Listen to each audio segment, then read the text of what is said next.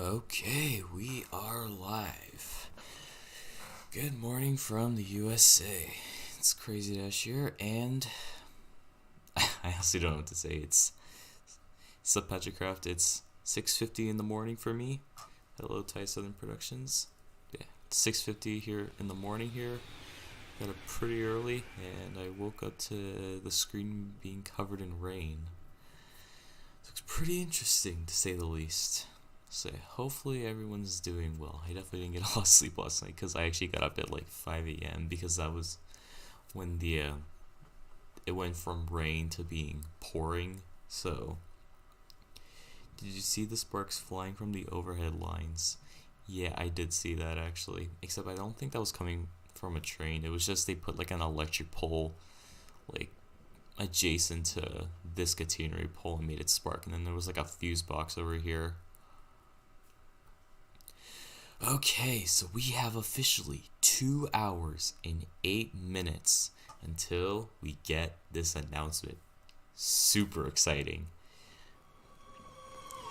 Yes, hashtag no sleep. Also, give me a second, guys.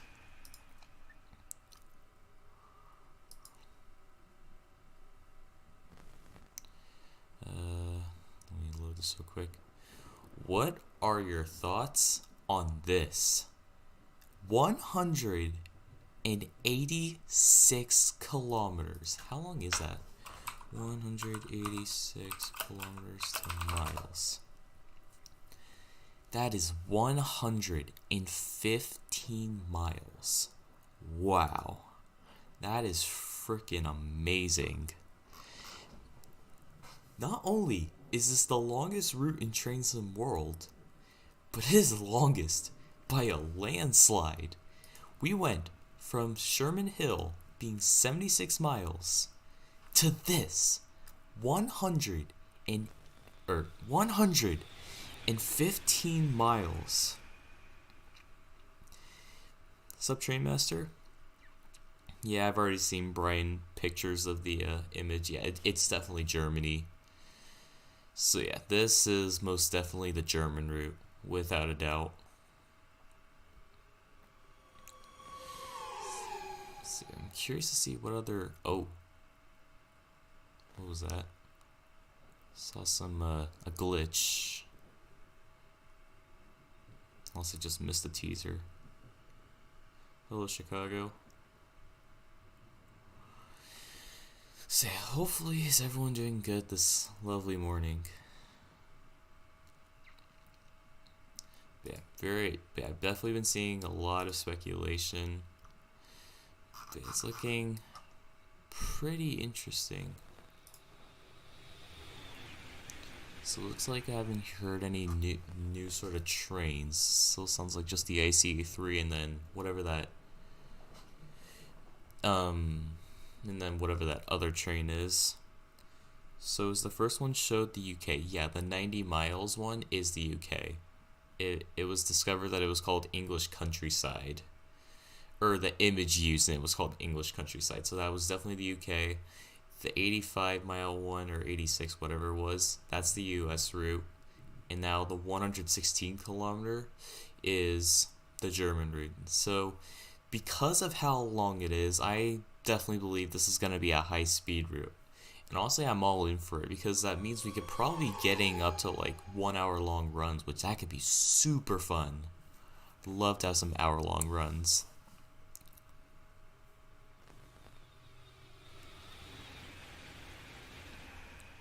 There's not a certain limit to how long Dovetail can do routes. The reason why they don't make long routes is because they take so much time to make. It's not about performance issues. I mean, maybe there is a slight performance factor, but the reason I don't say it is because one, they're making these long routes now, and two, the reason, or at least the main reason, at least from my understanding, the main reason why Dovetail doesn't do long routes is because of development time. So Dovetail usually spends about 6 to 9 months on each route, and that usually gets them to about 50 to 60 mile long routes. So it looks so my assumption is that they spent much more time working on whatever this German route is and the other routes. So they probably spent at least a year working on these routes.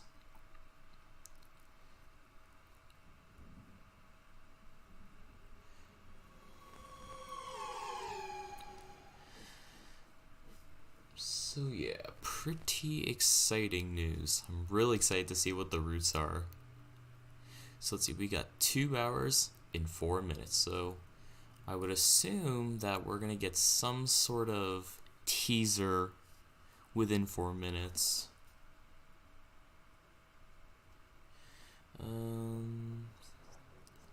But yeah, I'm just assuming because it seems like it's rather a hit or a miss. Sometimes it shows them, sometimes it doesn't.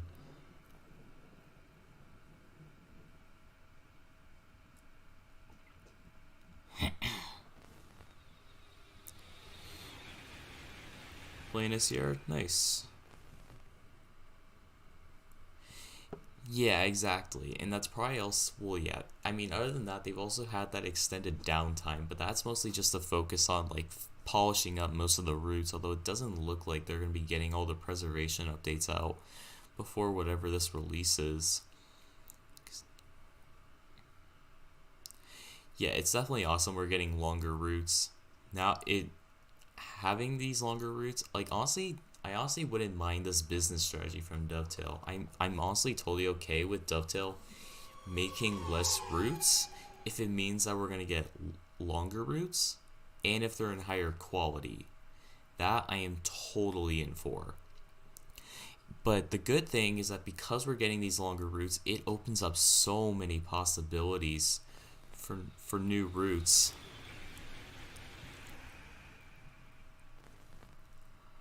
I hope Transition TSW3 reaches the Train Sim World 3. Well, they did it for Train Sim World 2020 when it got upgraded to Train Sim World 2.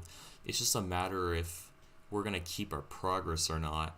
It's possible, but it's also, but you never know. Because yeah, transferring data between two completely separate games, if it is a separate game, is going to be a challenge.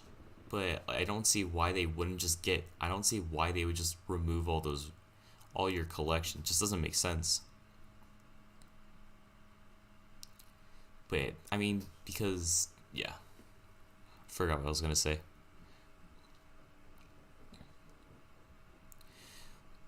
But yeah, now I'm assuming Dovetail is also able to make this German route because it has to be a high speed route.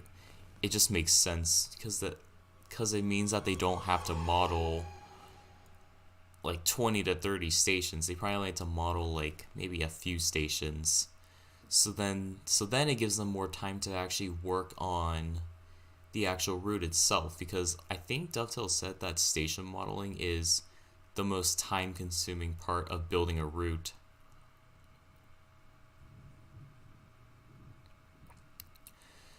But yeah, so hopefully Dovetail again can find a way to be able to make longer routes with more stations. I'm really hoping that they're able to pull that off sometime. But we'll just have to see. I'm guessing the most logical way, at least from my understanding, of how to reduce development time for building stations is to have more people working on stations now. Now, it's possible that they already do that and they already have like multiple teams working on stations, but I'm not sure. But yeah, hopefully we can, because a route I would absolutely kill to see would be Northeast Corridor, New York to Philadelphia, because that's about 91 miles. And then if you add the Princeton branch, that's another 3 miles. So that's 94 miles. Oh yeah, I've seen this. I have no idea what this is supposed to mean. It's a cat and an 18 crossed out, and then oh, oh, oh, that is definitely lightning. Oh my goodness. What's up, J. Luke?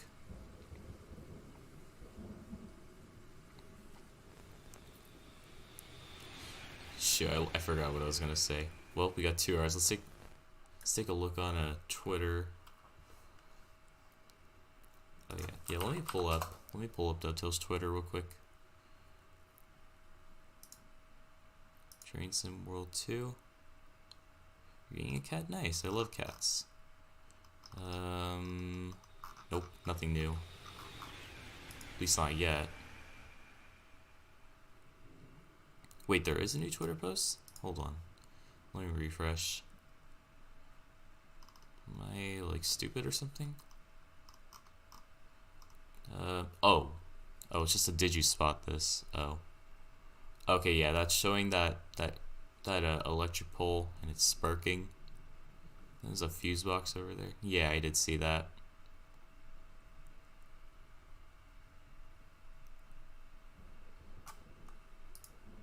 Oh shoot, why did I close it off? Because I want to leave it open until the announcement.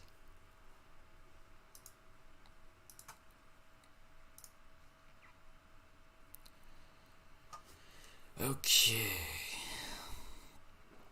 Got less than 2 hours to go.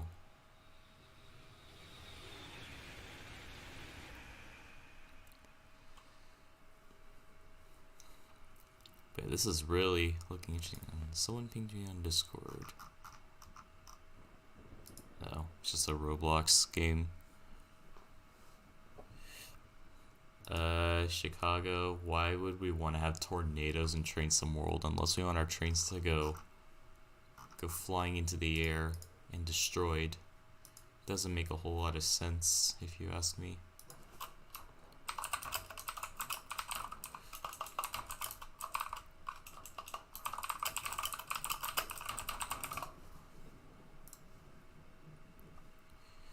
Hello, Adam Cucci, I'm assuming that's how you pronounce your last name.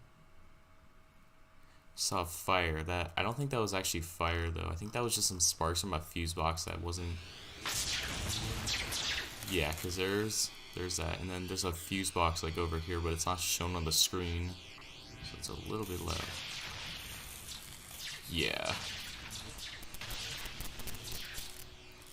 But yeah, we may see that teaser later.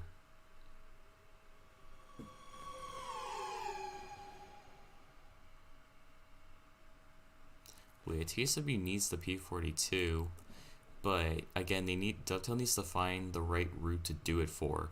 Most likely, they'd be better off doing some sort of corridor train that uses the P42. That makes the most sense, at least to me. And then maybe when they make a P42, like if it's just a corridor train, they could also make actually, I take that back. I forgot what I was gonna say. Oh yeah. Yeah, so I feel like what Dovetail should do to get the P42 in the game, that they do a P42, a route where the P42 runs corridor trains, such as like maybe Hartford Line shuttles, and some Northeast regionals. That would make a lot of sense. They could also do Amtrak Downeaster, which has 7 round trips, I believe. 5 to 7 round trips, something like that. What else? Yeah, so those are like the 2 main ones. You could also have backdated Amtrak Midwest when they sell at the P42s. But of course, the main issue is that most of Amtrak Midwest's traffic is on Metro lineage, which we obviously don't have Metro licensing in TSW. So that kind of eliminates that option until we eventually get a Metro route. So yeah, Hartford Line or Amtrak Downeast are probably the 2 best routes to do it on. And then Dovetail can get away with, like, if they ever make a long distance route, or if they want to make a long distance route, they can maybe do like something down in the east, like maybe in Florida, since you have the silver services. So then you just need to make the Amfleet 2s and the Viewliners. And then at that point, Dovetail could make some sort of route that has Amtrak long distance trains running on them, so then they can make the Superliners. Metrolink would also be cool to see in TSW. Yeah, obviously because I've ridden Metrolink. Although I think I kind of want to see a backdated Metrolink, like the F59 era when it had the F59PH, F59PHI, MP36, and Metrolink 8 F40PH 800. That'd be really cool. Also, I wouldn't mind if they still had the ROTMs, but you could also go back as far as like when they still had the Bombardier bi-levels. I think that'd be pretty cool. But honestly, I wouldn't mind like a modern day Surfliner that has modern Metrolink traffic on it. That I'd be cool with. But like if you do like the Antelope Valley line or the San Bernardino line, that I would be cool with seeing a backdated Metrolink era. If they do reveal Train Sim World 3, would they have to release it tomorrow or could they release it today? Why would they? I don't think it makes any sense to release it today or tomorrow. It's probably not going to be released for like another month or two. It's like, just doesn't make sense. It doesn't make sense to announce something and have it then be released the next day with having no time to like answer questions and stuff. So honestly, I don't see it releasing either of those days.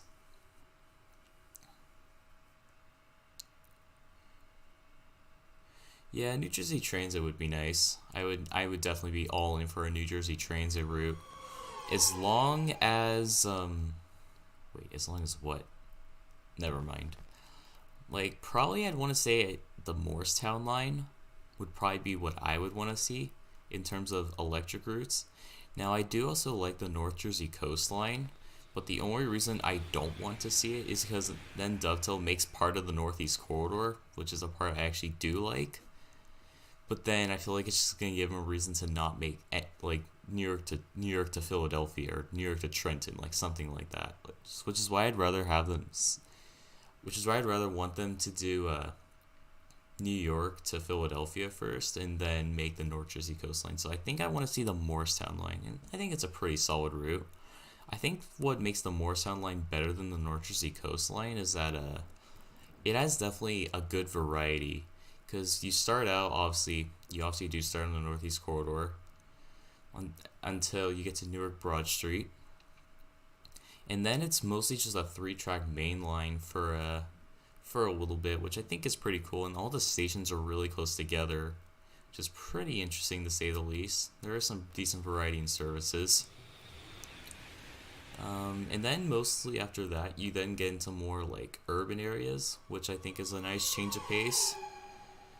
And then until you get to like Summit, and then you're kind of just out there in just the open through like all this mountainous terrain, and it looks really scenic. So honestly, I'd be all down to see something like the Morristown line. I think that'd be a good route to add.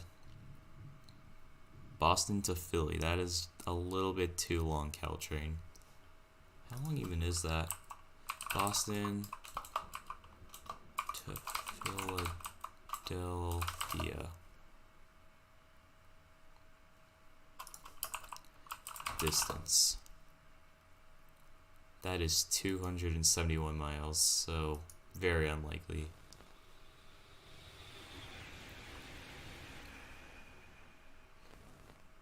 But since we're getting a 115-mile route, it honestly makes the Pacific Surfliner relatively possible in terms of route length because it's 128 miles.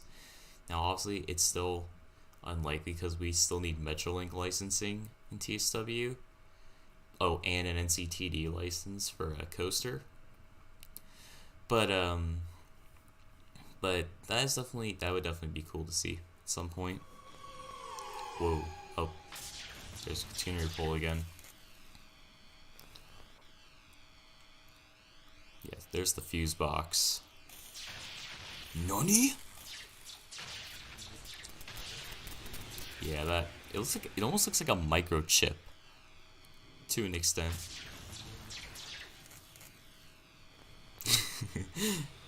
I love how the chat's reacting. Those power lines are from the US. You got us good.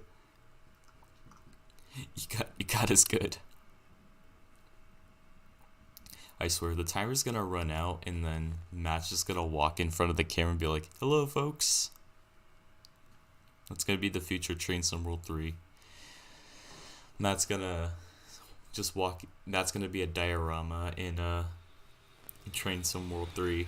That's all the update is. That would be amazing.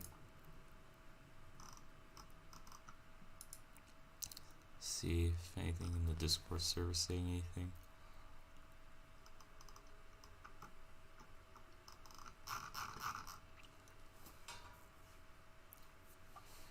Yeah, nothing really.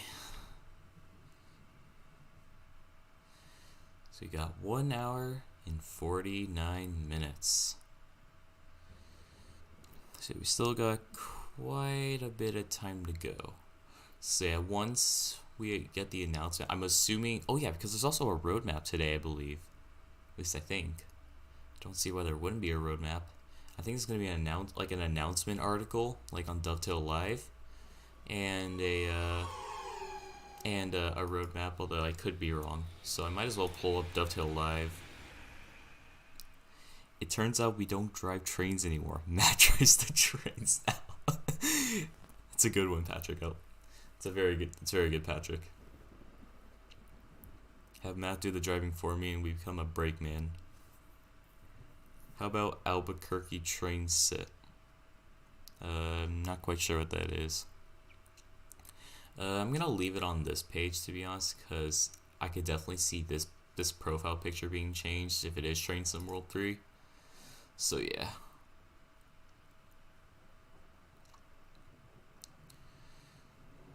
Hooping me. What is raindrop? Got him good.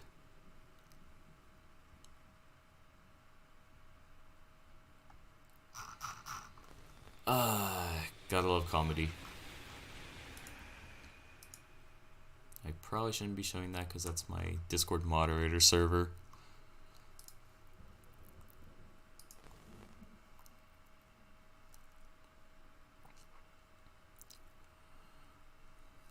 But yeah, this is looking really exciting. I honestly wouldn't be surprised if next up we get like eventually it turns to snow or get like crazy thunderstorms like lightning and stuff. But dude, I'm so excited that we're getting thunder and lightning in Train Sim World. I've wanted to see that for so long. But yeah, it also looks like we're getting I'm assuming that we're also getting updates to weather. So hopefully that's the case because I definitely think weather can get some improvements.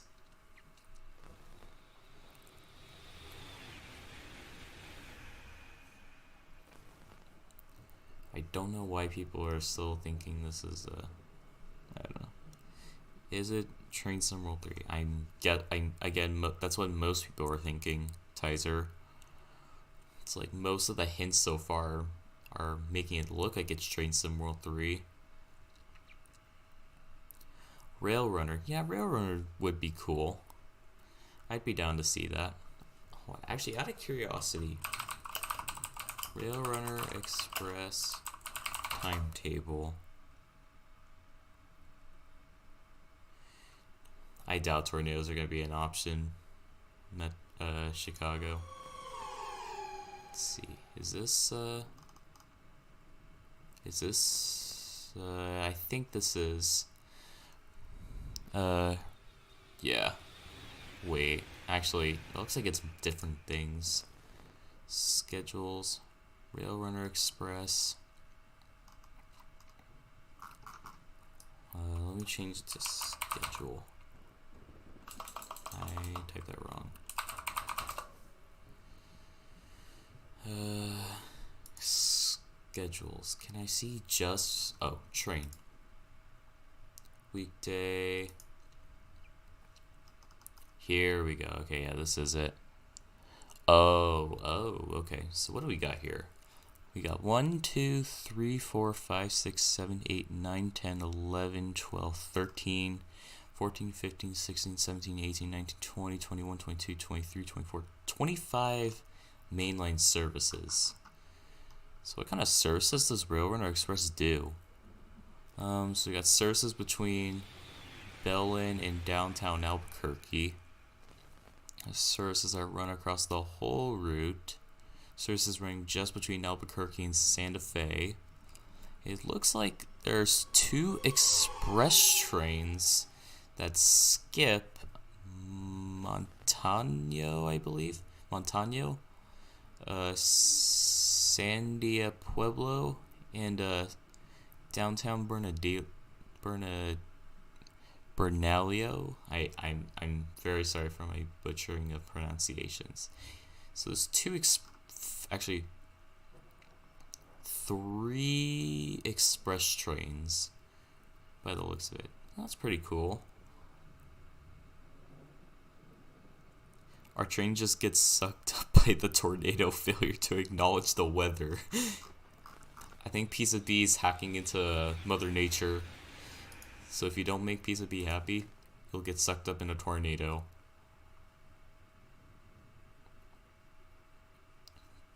Doodle.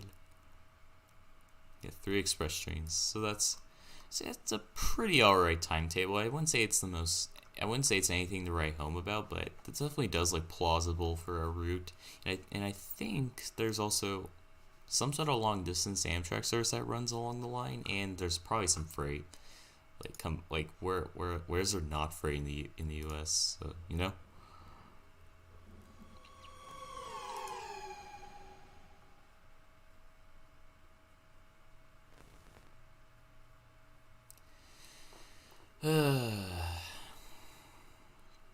Let's see.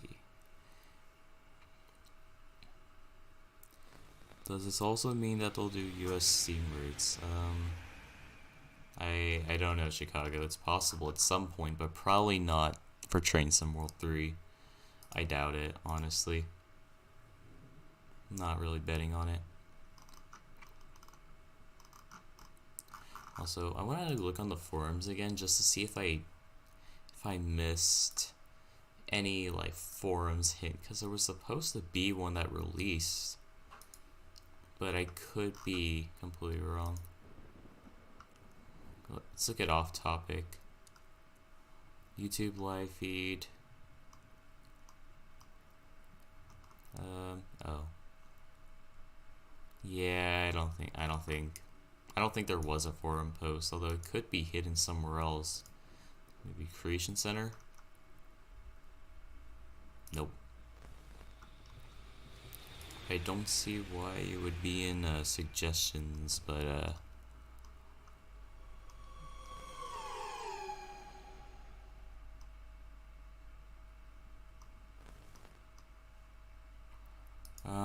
no. Definitely not in technical reports. Is it under one of the console discussions? Nope. PlayStation?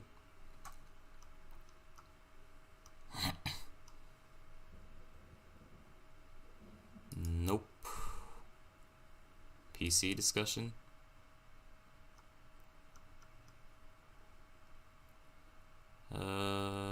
Nope. Getting started? Probably not, no. Dovetail Live vertical discussion? Pringles competition? Oh. Oh yeah, I forgot about that. What's under announcements? Nothing, alright. I just wanted to look.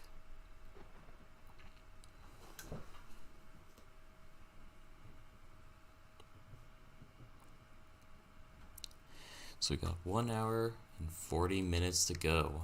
This is definitely really exciting. Oh, what's this? What a drag.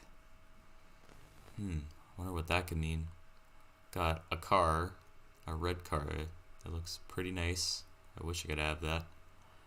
In text it says, what a drag. Not quite sure what that means. I feel like it has probably has something to do with saying the license plate says TSW3. Does it? Hold on, let me go back. I can't really, I kinda see it. Yeah, that kind of looks like a 3 on the end.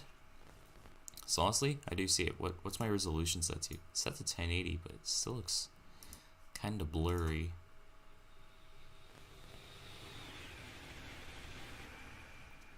So yeah, I'm not quite sure. Just gonna take a look at Roblox real quick. See if there's anything interesting. No.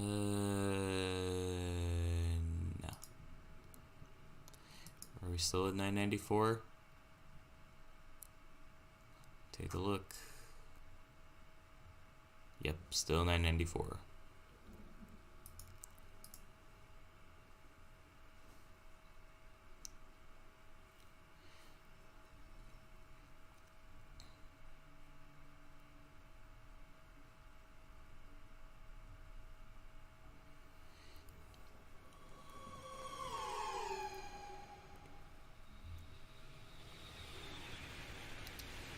Yes, Rise of the Turtles.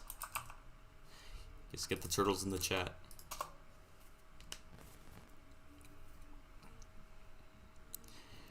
Dude. Also, speaking of which, so let me look in the STR circus. This is how I learned about this meme. There's this random guy who posts every day in this chat showing a doodad. See if I can find it. No, okay, it looks like he didn't. Yeah, that's pretty unfortunate. Which probably means I'm probably not gonna have it. Has video. We'll find it. Do an SCR stream? I don't know. I don't know if my computer would be able to handle it. I'm just lucky enough it's able to survive the internet.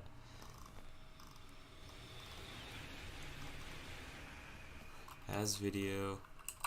Can I change the...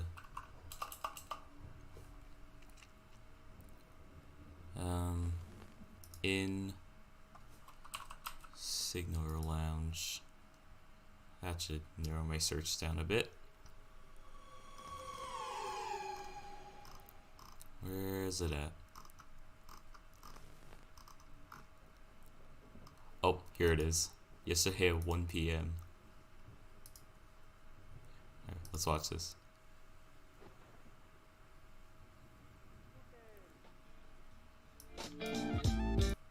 Turn up the audio a bit.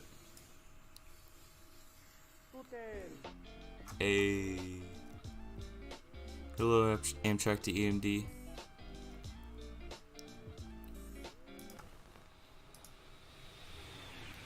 Where's the King Creek review? I haven't started yet. I obviously still need to stream it, but honestly, I'm honestly not sure if I'm gonna have time to do it because I only have like a couple more weeks, and then I'm going off to college. So yeah, I'm trying to at least get the Long Island Railroad review video out before I get off to college, though. So yeah, but we'll see. We'll see what happens. All right, we have 1 hour and 36 minutes. Pretty exciting.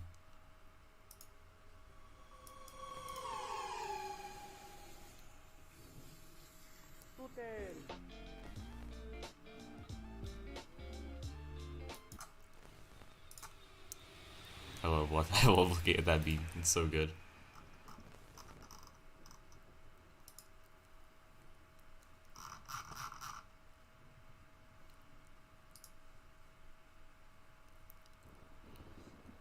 Why does everyone think it sounds like a 373? It sounds nothing like a 373. Here, I'll pull up a Class 373 sound. Of course, once YouTube loads up.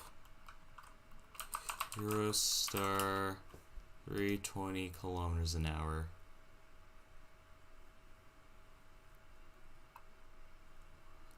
Let's see if we can, oh yeah. Oh, it's a video by Matt, the man himself, in 2016.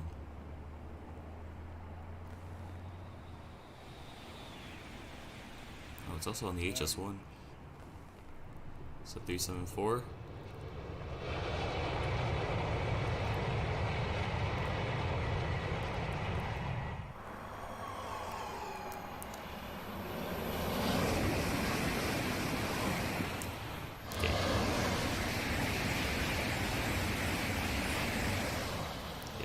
There's Matt down there. Okay, no, they're not as boring as you think. There you go. Yeah, that sounds nothing like in the footage. Dang, I love the 373.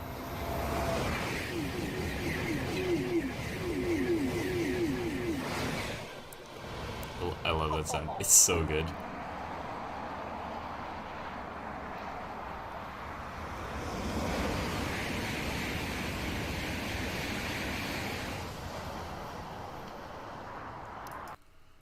Okay, yeah, you get my point. Yeah, that definitely does not sound like a 373. Not even close. But one thing I did notice though is that it sounds like the trains are traveling at like very fast speeds. I feel like because I was seeing so many people saying that it sounded like a rail jet, but it can't be because they only go 230 kilometers an hour. And I've heard what they sound like. They sound nothing like either. Sound like either trains. Might as well pull up some footage of the of railjet. Railjet westbound.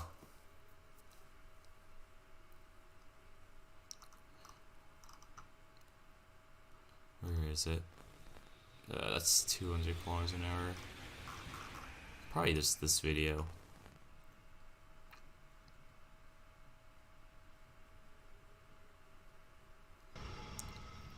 Try to see if we can find a.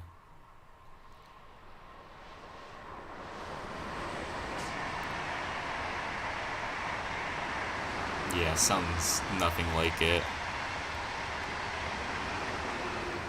Bullet trains can go at least 400 miles an hour. I don't think that is right, Retro Gamer. I think the fastest train is a maglev, which I think it goes like almost 600 kilometers an hour, which is about 300 miles an hour, if I'm not mistaken.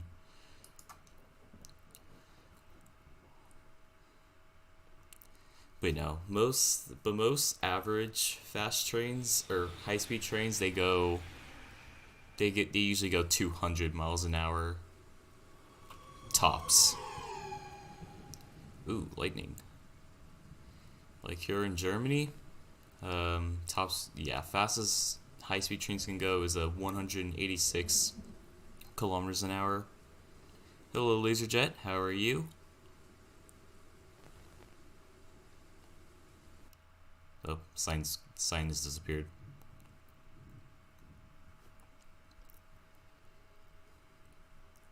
Got 1.5 hours to go. Ooh, this is getting very exciting.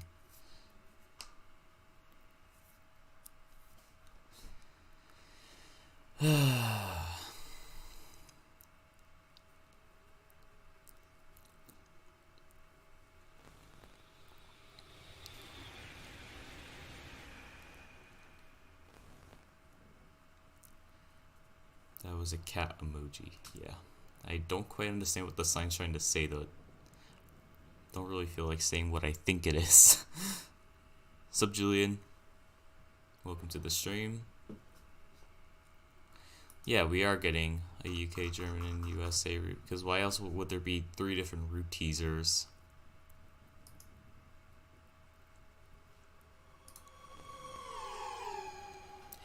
But hopefully we see some.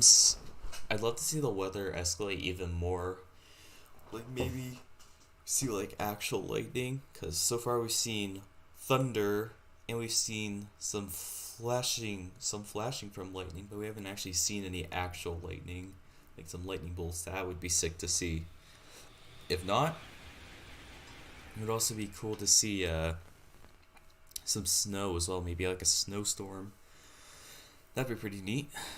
Yeah, we got 90 minutes to go. Very exciting, very exciting.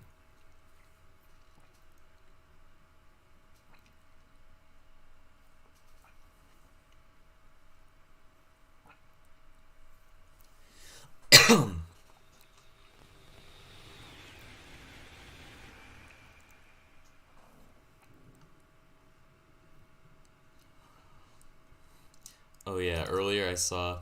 So I think there was this person who posted something in my Discord server. Let me find it.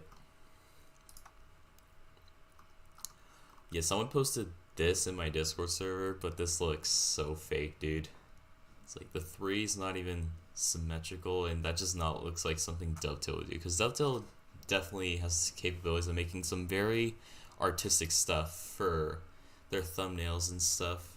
So like I showed like yeah they did this for Rush Hour. So they're definitely not just gonna get a clip of it looks like main Spessor Bond and then just slap Train Sim World 3 on top.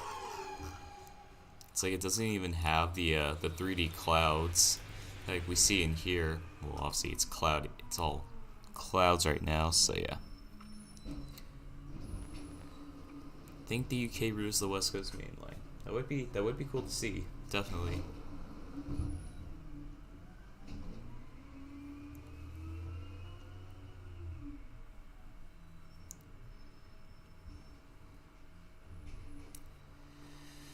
Seeing a lot of people speculating it's Cologne to Frankfurt, although I don't really think it is, because Cologne to Frankfurt, because I've seen a cab ride of the route, and I wouldn't say this looks familiar at all. Most of Cologne to Frankfurt is entirely concrete, or it's just concrete track. It's not even concrete ties like what we see here. It's just complete concrete track on most of the high speed segments, and there isn't like a certain part where it goes from concrete to just standard tracks back to concrete tracks. So honestly, I don't think it is, and I don't think it runs next to any major mountains like what was seen earlier. Obviously, we can't see the mountain now because of the rain, but I personally don't think that's what it is. Because in Cologne to Frankfurt, it mostly runs along the Autobahn. That's like the main part of the scenery, and it's very hilly. Yeah, it does look like Rursi. Yeah, it's rather Rursi-Nord or main Spessarbahn. I would assume. I think it is Rursi-Nord because I don't think it has the updated skies. So yeah, I think whoever made that, was just desperate for attention. It's kind of dumb how people are trying to leak the announcement when it's literally an hour and a half away. It's like, come on, have some patience.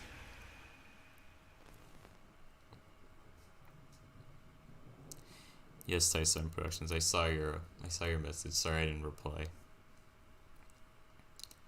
But I think what's gonna happen is once the timer runs out, Matt's just gonna walk in front of the camera and be like, "Hello, folks. I'm now in Train Sim World 3. I'm the only feature." I think that'd be pretty funny. It actually would be pretty dope to have Matt as a diorama in Train Sim World. I think that'd be really funny to see. And then have a rare chance where he's wearing his cat headphones. That would be a dream come true. If that's not in Train Sim World 3, I'm gonna make sure to request that in the forums.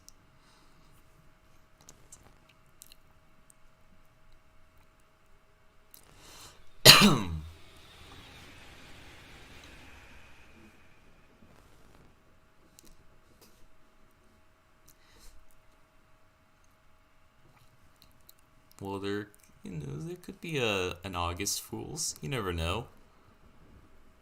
Could have a late April Fools. Not that big of a deal.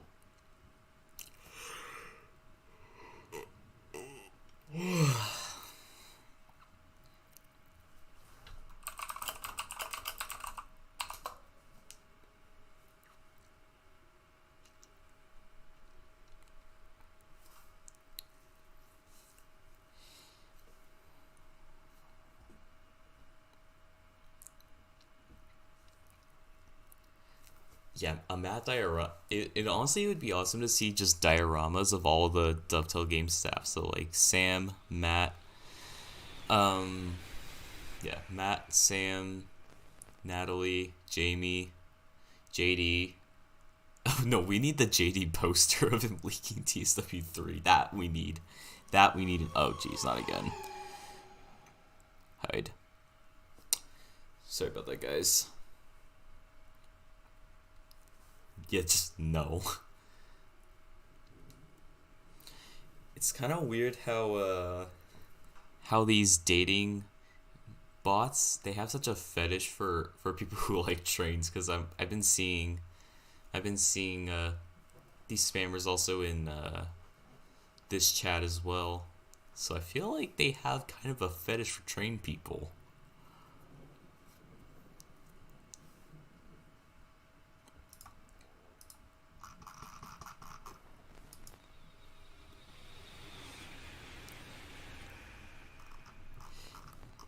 No. We need this as an actual poster in Train Some World. We need to file a petition to make this a reality. I would pay high money just to see this poster in Train Some World 3. Dovetail, make it happen.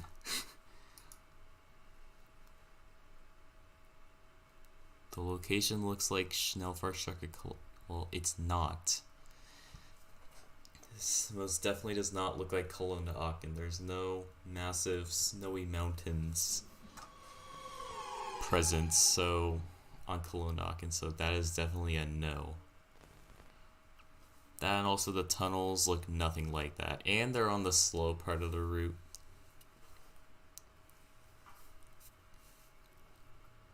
Got 495 people watching.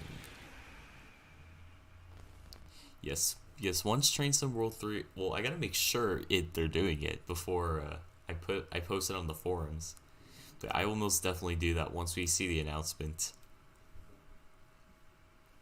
That'd be the greatest Easter egg of all time.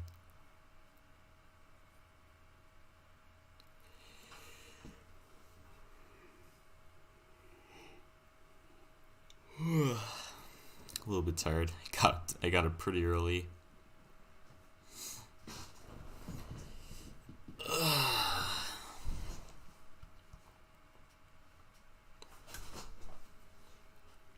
I wonder if we're gonna see another teaser at around in the next 20 minutes.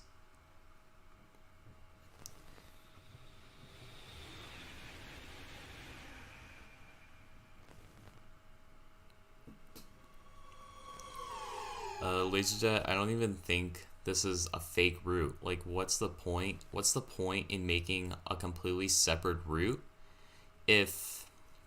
Yeah, what's the point in making a completely separate route if, just to showcase features? Like, it doesn't make any sense. Like, this is 100% the German route. Now, what it is, we don't know. I definitely know it's not Cologne to Frankfurt. I don't think it's Munich to Nuremberg. Actually, I don't think it's Munich to Nuremberg because it's shorter than... I think it's like only 170 kilometers, if I'm not mistaken.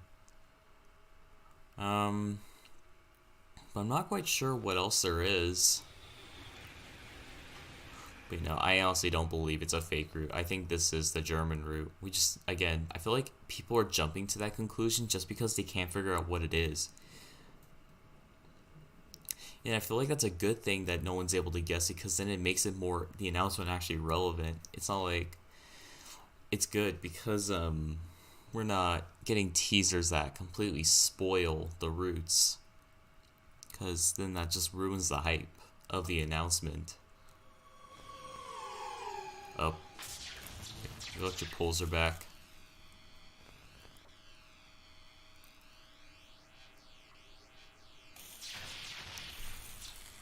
Oh, jeez. Swiss cheese. Also, hello, Frowny13.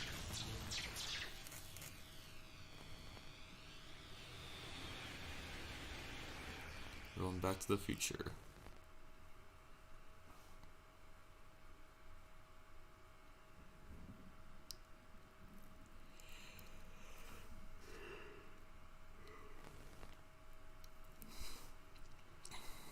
But I've also seen a lot of people speculate this is a Swiss route. Just because, like originally when they were showing a train in the tunnel, it looked like it was on the left-hand side. But again, I feel like it was just some sort of illusion.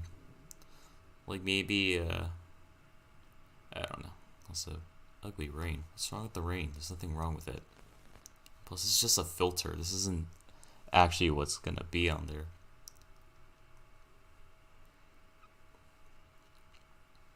But I still think this is the German route.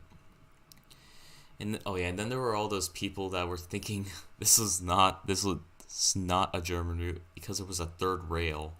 I'm like, no. What's the point in having overhead wires and third rail? Like, there's no point. And then everyone's thinking, oh, well, this is just a single rail. Like, no, that's the reason it looks like a single rail is because the track is banked. There's something called super elevation. Like, super elevation exists for a reason. It's so trains can go through curves at much higher speeds. Like, it makes sense. Who here likes Stranger Things? I actually never watched Stranger Things, so I don't have an opinion on it. I've had friends who watch it and they say it's good.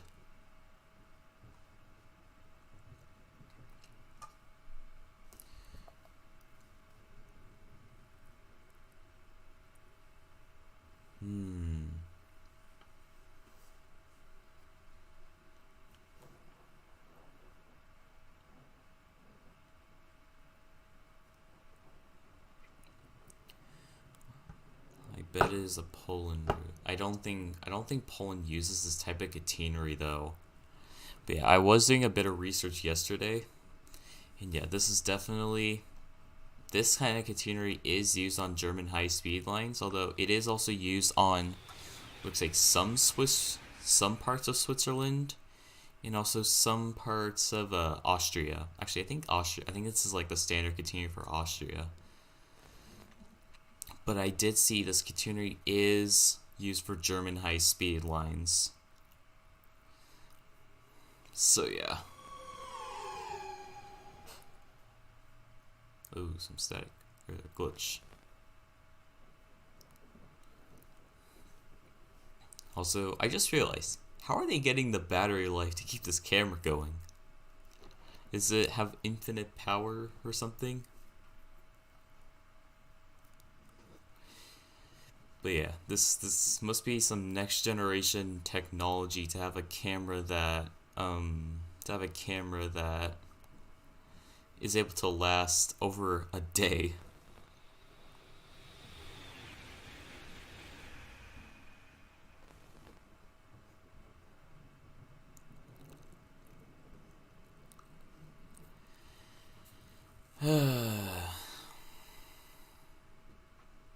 Again, this guy thinks I don't know why this guy thinks it's a fictional route. It's like, what's the point in making a fictional route? If it's just to showcase features, like, it's useless because that's like a one-time use. It's like, just make a new route that everyone's gonna get, and then showcase the features. Then, like, yeah, this is 100% the German route. Yeah, we'll find out.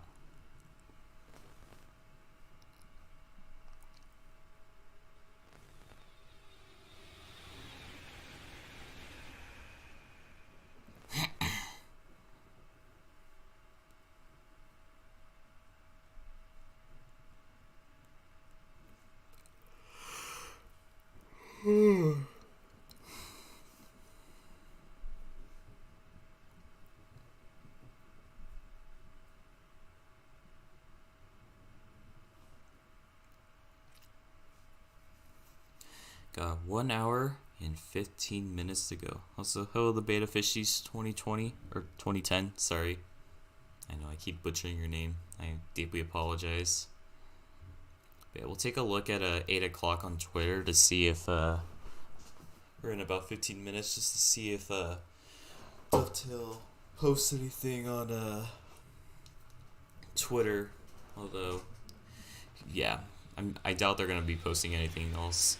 Now, one thing I do see happening though is like the weather escalating again, maybe to like a crazy thunderstorm, like a monsoon, or even better, a snowstorm.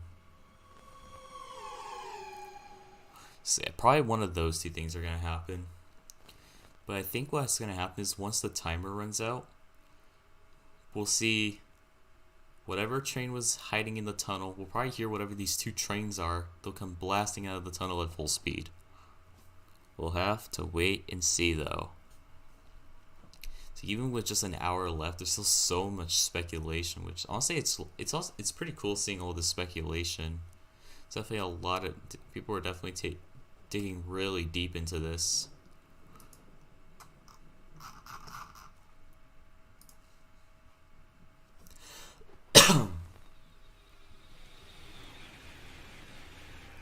Yeah, that still sounds like an ICE3. Sounds like the exact same sounds.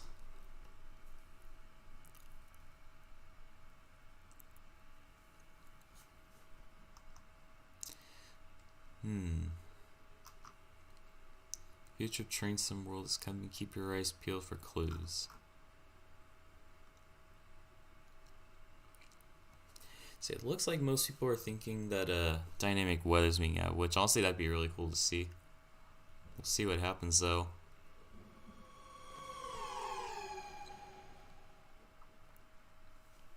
Got 12 people in the stream. Thank you all for coming in. Very much appreciated. It's fun to just chill and hang out with you guys. Yeah, this is still kind of ironic because this is a stream within a stream.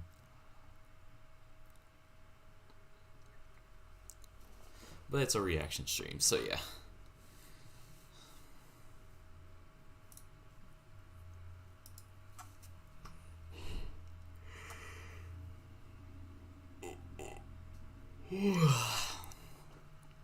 But I'm guessing when they make the announcement, they're probably going to release an article on Dovetail Live, and probably the roadmap's going to release. Actually, now something I wonder, because this announcement is at 9 a.m., that's an hour usually after the roadmap is released. So that makes me wonder if the roadmap's going to be released at the same time, or is it going to be released in 10 minutes? Yo, true South Mainline Rail fan. Yes, the routes are going to take place on Earth, although I kind of wanted to see a route on Mars, though, so that's kind of disappointing. I really wanted to see that the transcontinental Mars route between Crater 1 and Crater 74. So yeah, pretty unfortunate. So actually, I'm gonna pull up the roadmap on Dovetail Live, and I'm just gonna mass refresh it at 8 o'clock, because you never know. Yeah, I normally don't stream this early, but today is definitely a special case. Yeah, we'll see if a roadmap releases in 10 minutes. I doubt it, but we'll see.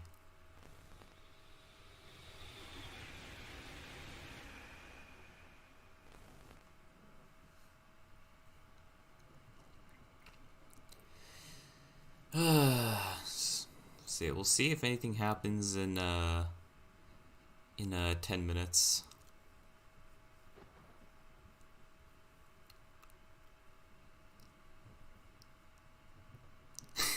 Dovetail couldn't convince Elon Musk to do a route on another damn planet. Gosh darn it, Elon Musk. Nah, we don't need the Elon Musk train. Elon Musk train would just be driverless, electric, and completely silent. That's what it would be. Or it would look like one of those Photoshop trains you see on all those top 10 fastest train videos on those top 10 channels, which I absolutely hate. You'd probably go 600 miles an hour.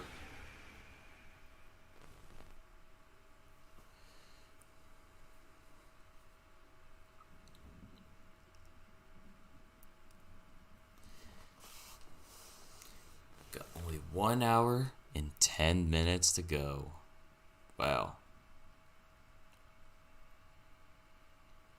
Super exciting. I'm really excited to see what it is.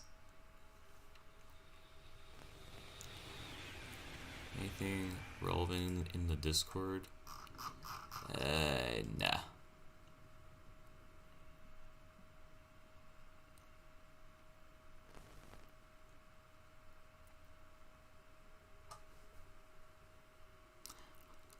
Yeah, you're right, South Mainland Rail fan. You'd probably just make a Hyperloop. You're right.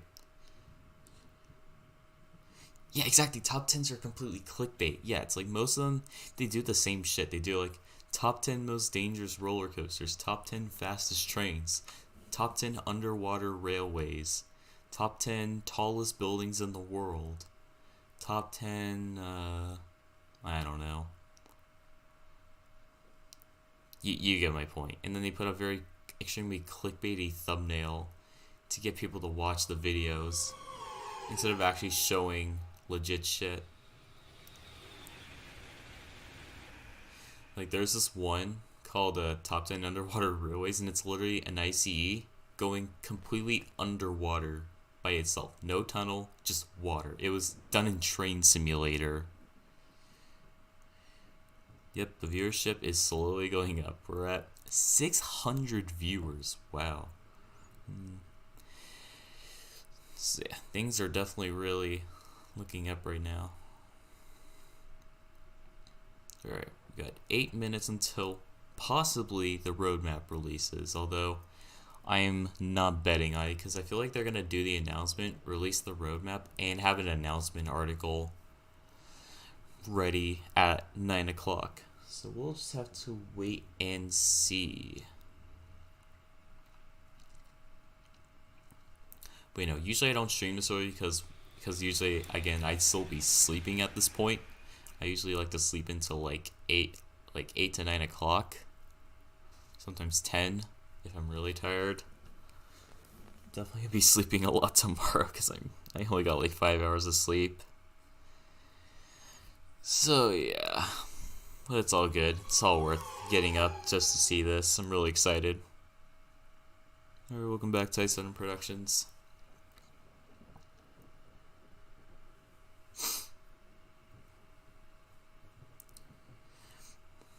What would the roadmap be about? I'm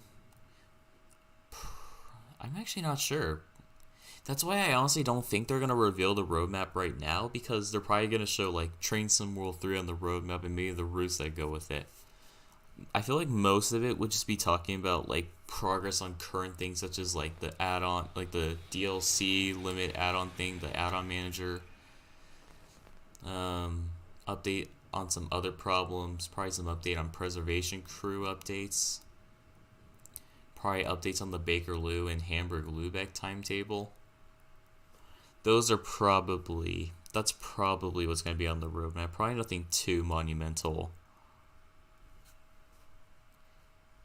Dude, 1 hour and 6 minutes and 20 seconds. Chill.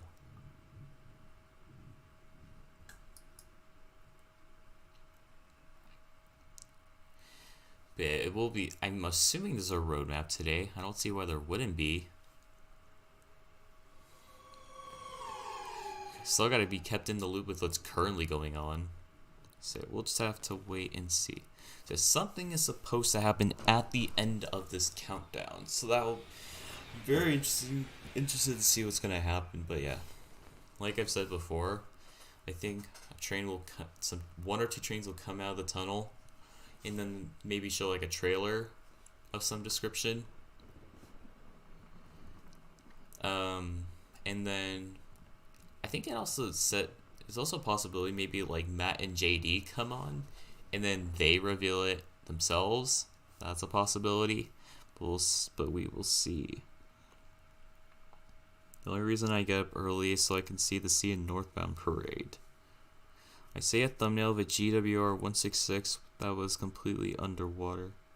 Oh jeez. Gosh darn it. I don't know why people care so much about underwater tunnels. Is it just because we don't have them here in the US, or I mean we kind of technically do have some underwater tunnels, like because obviously like the East River tunnels or just the tunnels into New York Penn, I think both of them go under rivers. I think the tunnels going south go under the Hudson River, and then the other one, I forgot. Hey Metro 104, nice to see you, and good morning to you as well. Rain, please stop. No, it's not. It's not getting any better, my guy.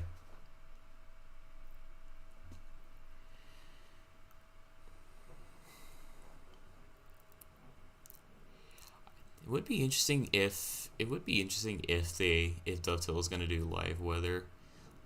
Like, I don't think. I guess to an extent it would be immersive, because then like I've done it for Microsoft Flight Simulator.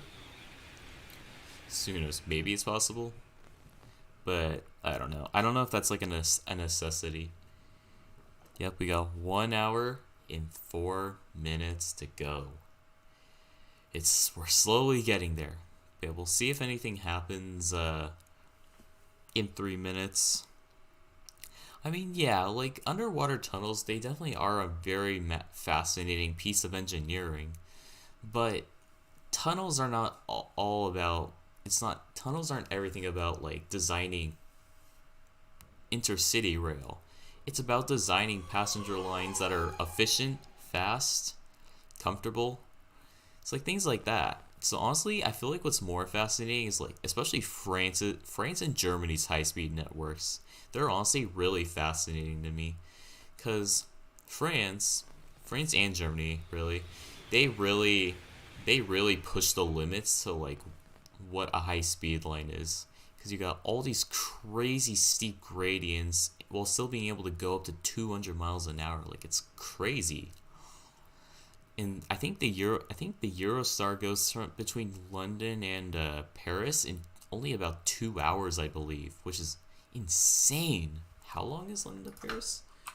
London to Paris distance 214 miles. I thought it was longer.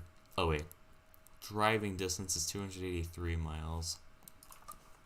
Yeah, because that was flying distance. 212 miles. Okay. Like that's what's really fascinating, is that how we design trains that are able to go between these major cities in such a timely manner. Like that's just awesome. And like Germany's rail network is honestly probably one of my favorite rail networks, just because it just has really good coverage. Like they definitely want you to ride the train in Germany. They want you to make use of of this private transport, and I think that's really awesome. It's like Germany's high speed network is definitely really connected, and the amount and the S-Bahn services are probably like some of the best commuter services out there. So yeah. Alright, it's 7:59. Oh, okay.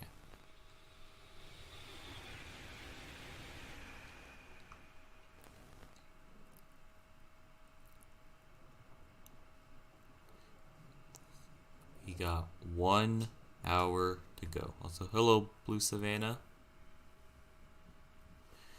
This is it. 1 hour to go. Just gonna wait till. Oh, jeez. Let's take a look on Twitter real quick. See if anything has been updated. No. Alright, it is 8 o'clock now. 1 hour hype.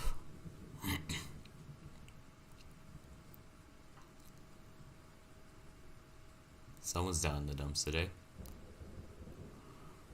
Got 1 hour to go.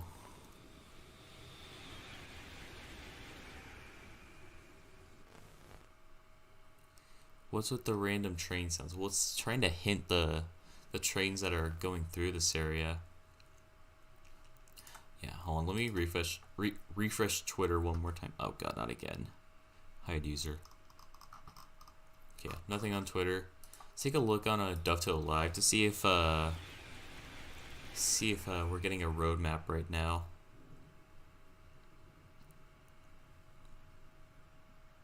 That is, if it loads. Almost there. Nothing. Okay, what if I go to Train Sim World 2 and then go back to Roadmap? I don't know. I'm so weird about this. Like, whenever a refresh doesn't work, I then try to go out of the page and go to somewhere else instead. Oh, going to my profile is a big mistake because I have so many pictures to the point where it completely lags out my computer. No roadmap? Alright. Yeah, still nothing. It's today, August 9th.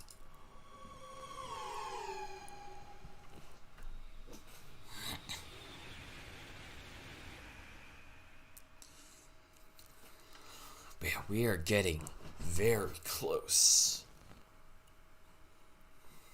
I also take a look at the Discord server, see if Halcyon's online. See if he wants to join me in BC, just to make things more interesting. Oh, hold on a second. It's just a did you spot this? Never mind.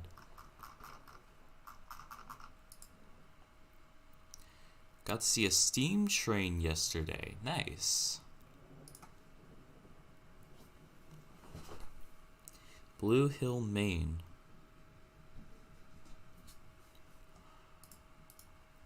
So I'm gonna look on Twitter and Dovetail Live one more time, because you never know.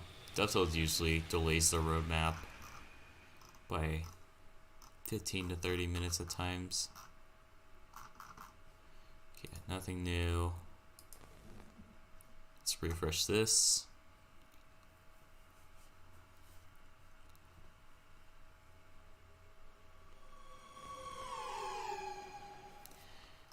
Nope, nothing new. Alright. Yeah, alright. I'm gonna stop looking.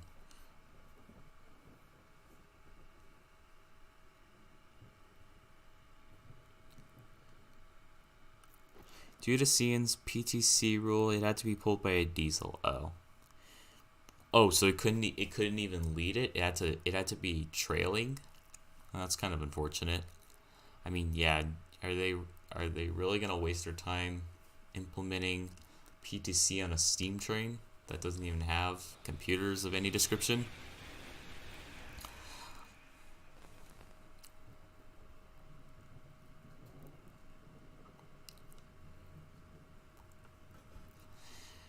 Love the bots. L-bot.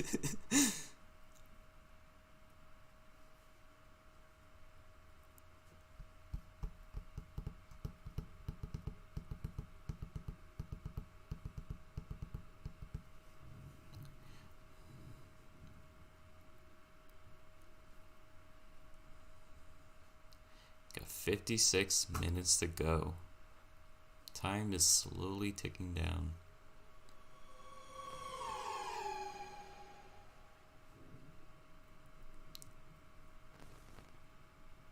I've heard that one Union Pacific has safety system. Interesting. What is it? Is it the big boy? That would be my assumption. Oh, check your message. It's TSW3 day, my dudes. Hold on, let me say it in the right way. It's TSW3 day, my dudes. Hell yeah. That is not an 800 or an 801, my guy. Got people saying it's a Eurostar, saying it's an IET, saying it's an ICE4. It's like, most of these sound really unlikely if you ask me. Yeah, it makes sense why they implement the safety systems on that one big boy that's constantly out doing tours and stuff. 4014.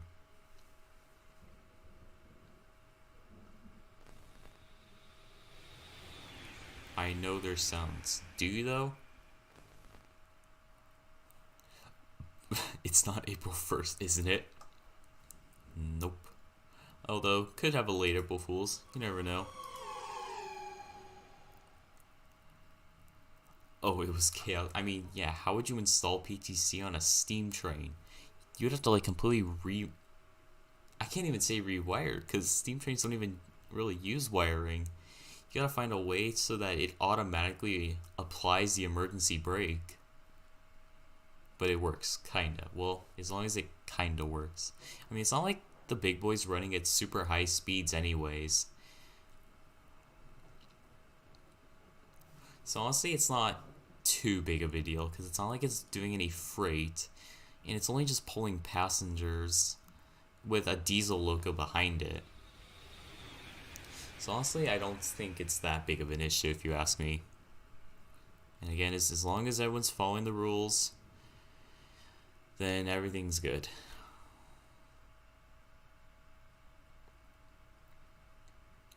Yeah, time is ticking.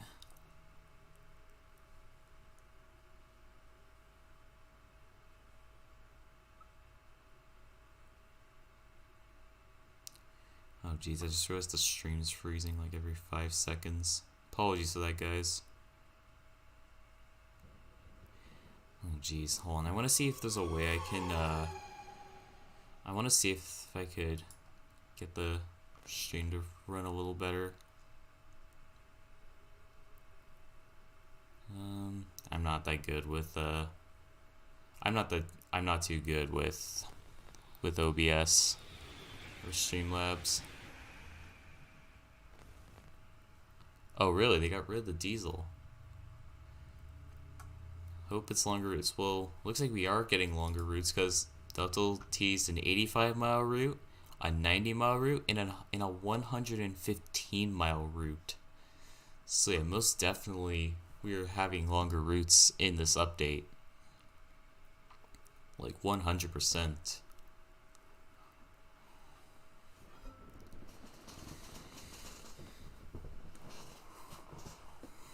I'm not sure why my stream is lagging so much.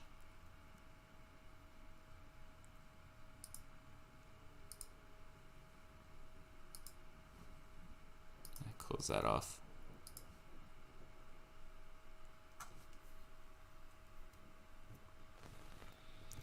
The only reason they had the diesel was PTC, since 4014 did not have PTC. Yeah, I see.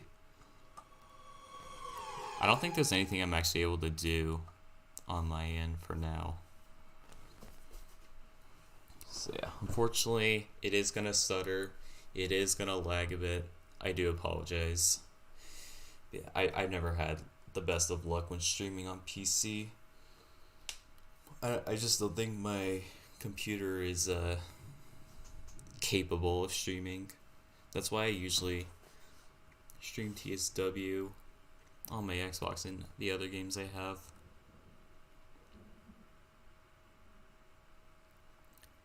Yo, this guy's speaking facts. Yeah, we're waiting like it's Christmas. This technically is our Christmas. That is, once it actually releases. Almost lunchtime. Oh yeah, it's... You live up in the east? Cause on the East Coast it's 11 o'clock right now.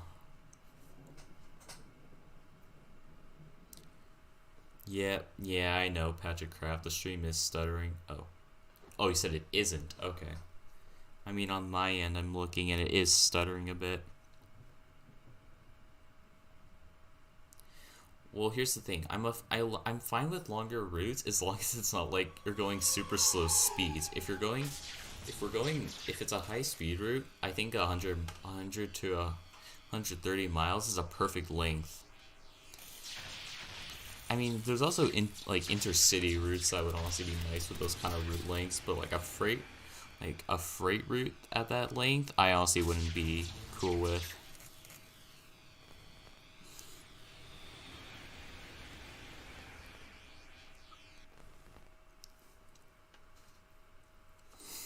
$8:10. Got 50 minutes to go. We're getting there. We're getting there, folks. I'm gonna take a look at Twitter and Delta Live one more time. I'm just curious if they do post anything interesting. Nope.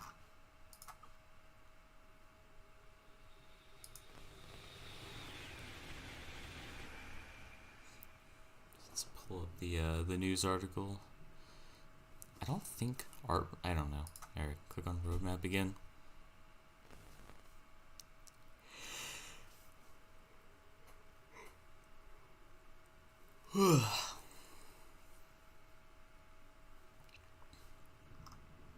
Nope, no roadmap for now.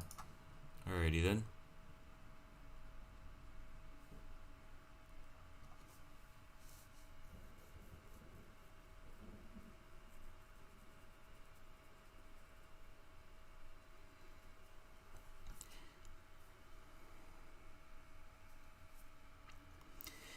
Yeah, honestly, Sherman Hill. I mean, here's the thing: the close-up scenery on Sherman Hill is actually pretty good in my opinion. I honestly don't have too many issues with the close-up scenery, other than maybe like some of the grade crossings don't look great. But now, my problem with Sherman Hill scenery is that there's almost no distant scenery. It's like it's just non-existent. It just doesn't look good. It's like you can't see anything. Just makes the roof feel completely empty, and that's not a good thing. And the scenery around like Laramie and stuff also looks really bad. Like lots of the buildings outside of Laramie, it's like they look like they were just randomly placed. Oh great, not again. Hide. Also, hello Leo Trikey. Welcome to the stream.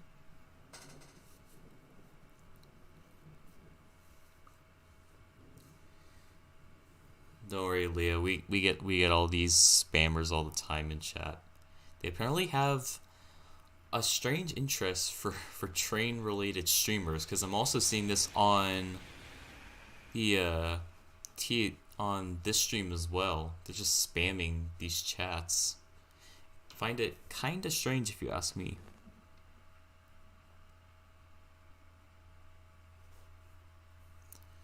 I hope it is something that isn't Electrostar plus third rail for UK route.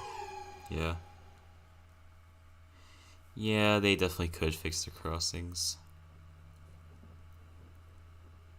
I mean, they kind of fixed them at one point, but still not enough.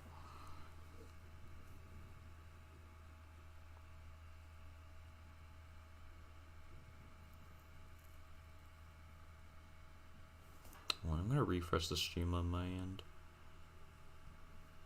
Maybe that's why it's stuttering. Nope, that didn't help at all.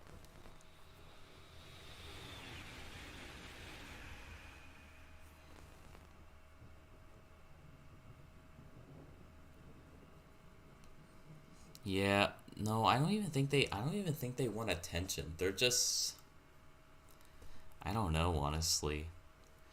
Well, one, they're probably trying to scam people. That's probably the main thing they're trying to do. Honestly, that's probably the main thing. It's like, it has to be some sort of bot.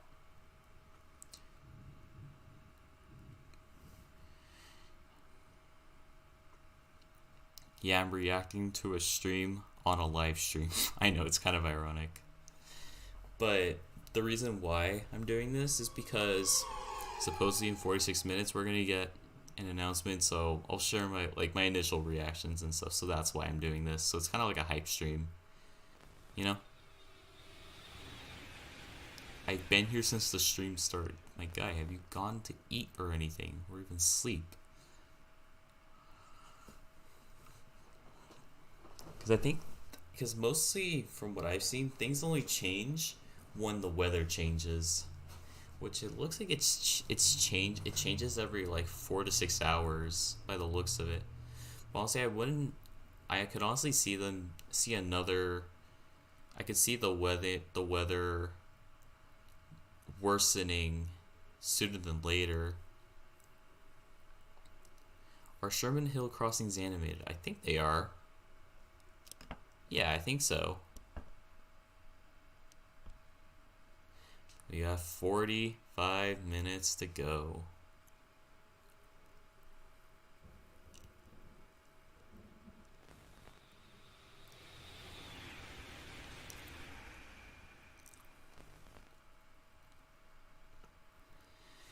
Whew.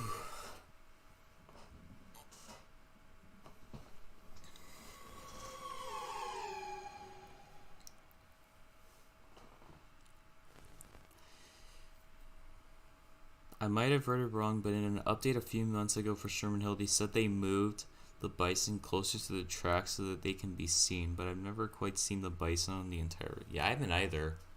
I don't know if it's just because I haven't played the route ever since like the scenery upgrades,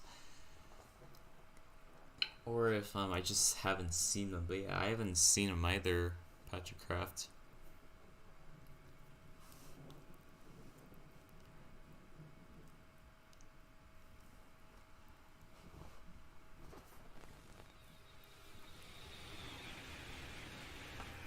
Doodle.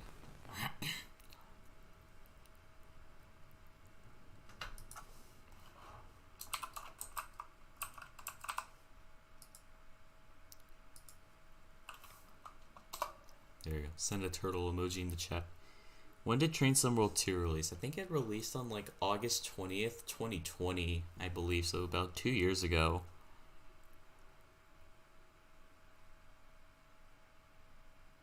I hope it is poorly optimized. What the fuck is that supposed to mean? Why would you want something to be laggy? I don't understand. I'm confused. But probably, I could probably see this, whatever this is, releasing in like, September or October, I'd say. Whatever it is.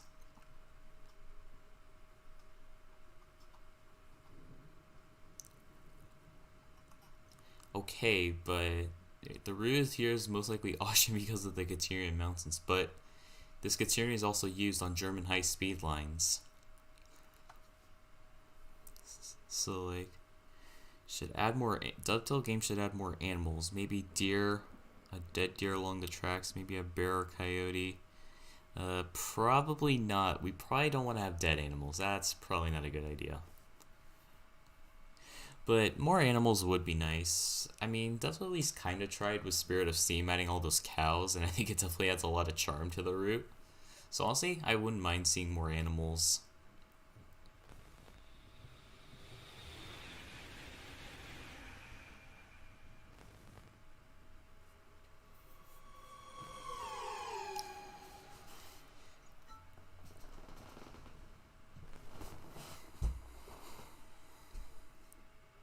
I think this is in Ireland.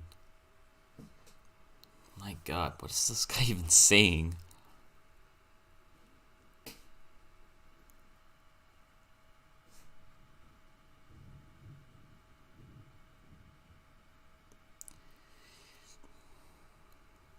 It's actually, well, it isn't a reason for it to leave Xbox Live. It's leaving Xbox Game Pass. Which makes me believe that it's also going to be a new game. So yeah. Because I think this could be it's most likely this is gonna be a new game just because Amtrak goes through the mountains, but not electric trains. I don't even think the Keystone Corridor goes through mountains, although I don't have a whole lot of knowledge on the Keystone Corridor, but I don't think so. Yeah, I know trains hit things, but I don't think that's really PG. Because this is a rated E game, and plus Dovetail doesn't want to promote anything violent. Do you listen to Pink Floyd? No, I do not. What do you mean by USA routes, SC Wisconsin? Because this is definitely not the USA route. This is the German route.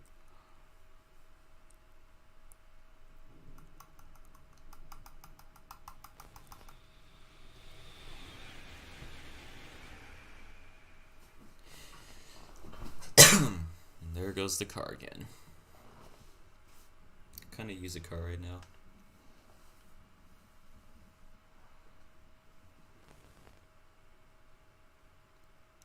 There's another Japan teaser. Of course, he doesn't actually say why.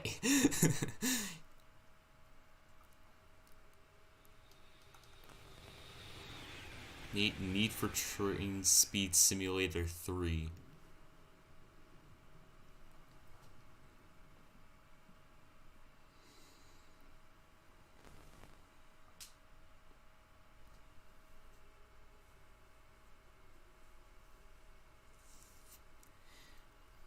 I usually don't listen to the radio that often. I have my own playlist that I usually listen to on YouTube. I think I actually no, I have it unlisted.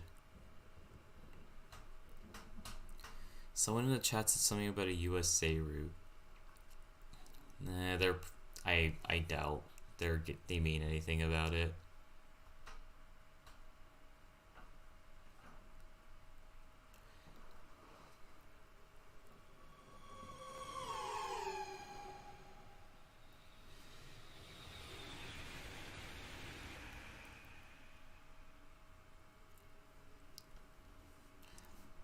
I think I have enough songs in my playlist. I have like over 160 songs.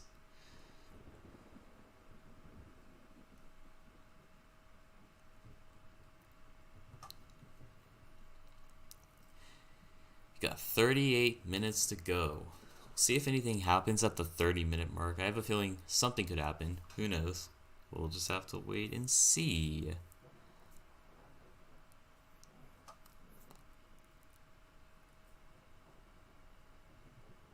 I'd be good at that. Got the SD40-2 up to 300 miles an hour the other day. Whoa, how the heck did you do that? You just blasted down Sandpatch Grade or something? Or Sherman Hill at full speed?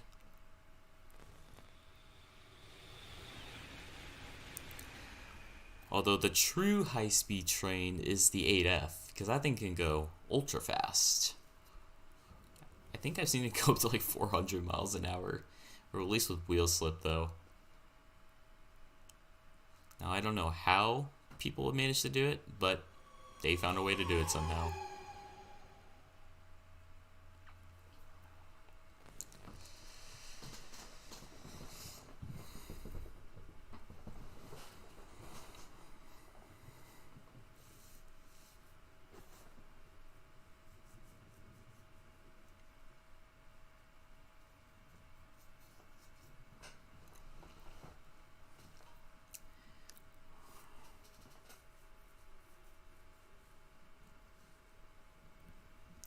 Oh, down the South Fork branch.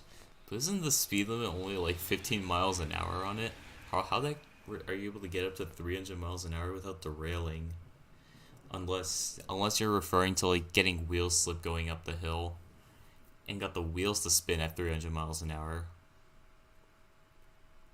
Or did you actually get up to that speed?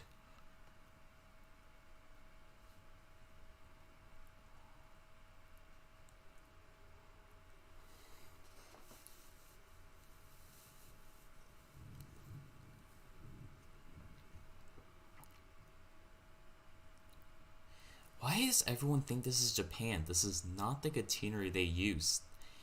Japan uses like this weird catenary where it kind of like curves. It's like there's a bar on top, and they're connected on each side.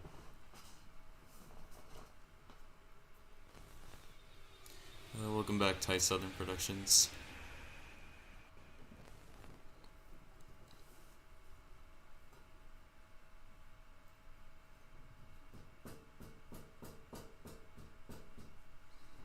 The number plate on the car, TSW3. Yeah, I tried looking at it, and I can kinda see it looking like TSW3, but it's still really hard to see.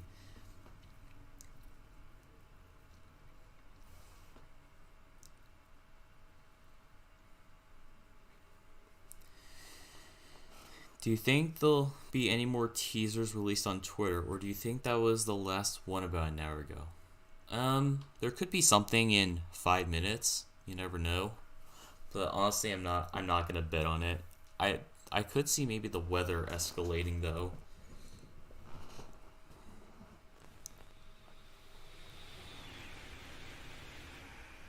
Hello, I wrote Clover.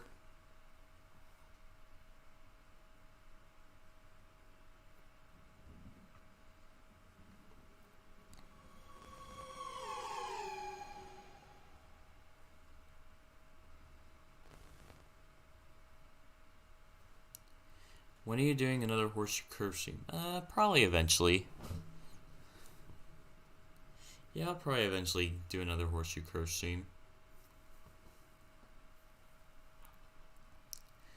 I was also kind of thinking of doing a Clinchfield stream, not because I still haven't finished the I think it's the Moss turn I haven't completed, and I actually enjoy the turn services. Those I find really enjoyable, especially the which one did I like? I didn't like the Greenbrier turn or the other turn because it was just on a tiny branch line, but like the Nora turn was fun. I really liked the Nora turn, and the Moss turn. Moss turn is probably interesting because it's one, it uses the F7, and two, the Fremont branch is probably one of my favorite branch on Clinchfield. So I may do that at some point for a stream. Maybe this week, possibly. We'll see. We will see. I may also do like a Great Western Express stream at some point since I haven't streamed Great Western Express in a while.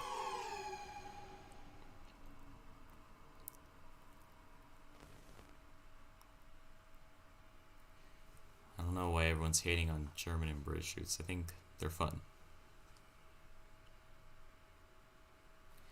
TSW3 was leaked 2 times on stream. Yeah, but they just show TSW3. It didn't give any sort of information whatsoever. So I don't quite get why everyone's making such a fuss about them leaking it, because they just showed that it was called TSW3, not like valuable information. Yeah, I do like. But honestly, I feel like the branch lines are the only thing that makes the route actually interesting, because I honestly don't like the mainline runs. They get really boring and repetitive after like you hit 30 minutes. But yeah, there isn't really a whole lot of scenery variety on Clinchfield. How fast can you go on these branch lines? It differs on each branch line. So I think I don't remember the names of all of them, but the smallest one, I think the speed limit is only like 15 to 20 miles an hour. There's also the Nora branch, which is, I think the top speed is 15 miles an hour. But that's because you're going up some of the steepest gradients in the route, which I think it gets up to like 3.5, if I'm not mistaken. It gets really steep. Then there's the Greenbrier branch, which has, I think, it only has a speed limit of 10 miles an hour, so that's personally my least favorite branch line. And then there's the Fremont branch, which I think goes 30 miles an hour. So, LaserJet, he doesn't mean the branches for rush hour. He means the Clinchfield branches. What are the route lengths given? So 90 miles for a UK route, 85 miles for the US route, and 115 miles for the German route, or 186 kilometers, I believe. Oh, okay, we got 30 minutes to go. I'm just gonna see if there's anything on Twitter, although I'm not really betting on it. Nothing there. I'll look again once it actually hits 8:30.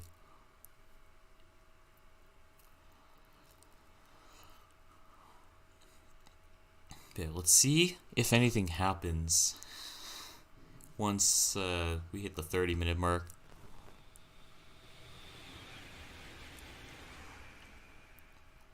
Oh, actually, I just realized this is now a thunderstorm.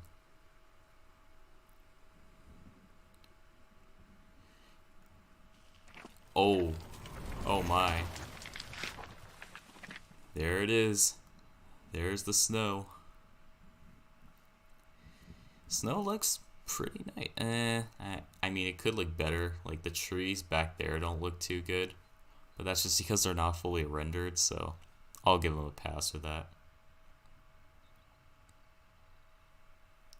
It is snowing now.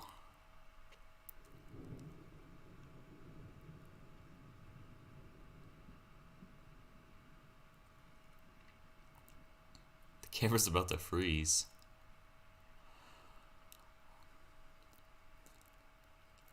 Third rail is back. What are you talking about, my guy? That's just super elevation.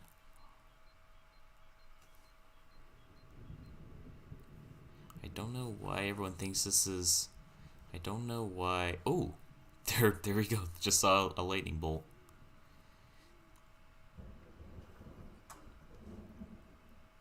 Hey guys, it does not... That does not look like third rail. Whoa.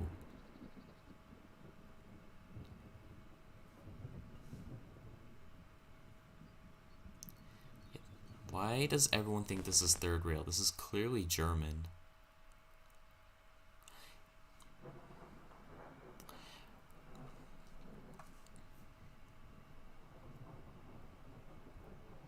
Yeah, those rocks don't really look that good. Yeah, the snow itself looks good, but the rocks... I feel like the rocks could use some improvements.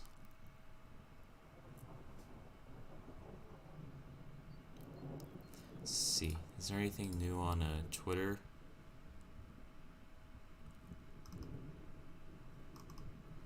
No, there is... Ow, my ears. See if there's anything new on the... if the roadmap is released. Refresh. Nope.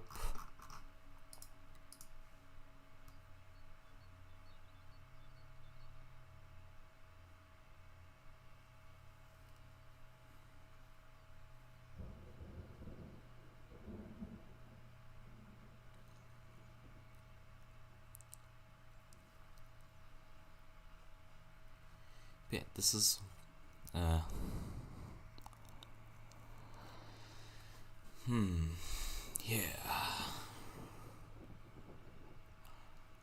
But again, this is... I don't know. I can kind of see why people think it's a third rail, because you can kind of see stuff over there, but I don't know. I'm still not buying it.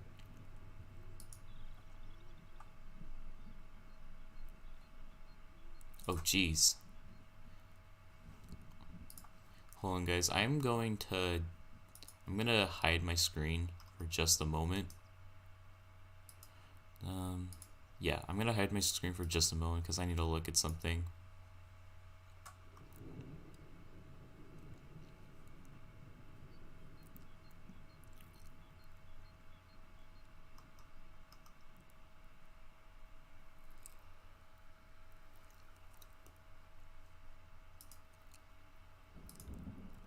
Give me just a second, guys. I'm just looking at something real quick that's private.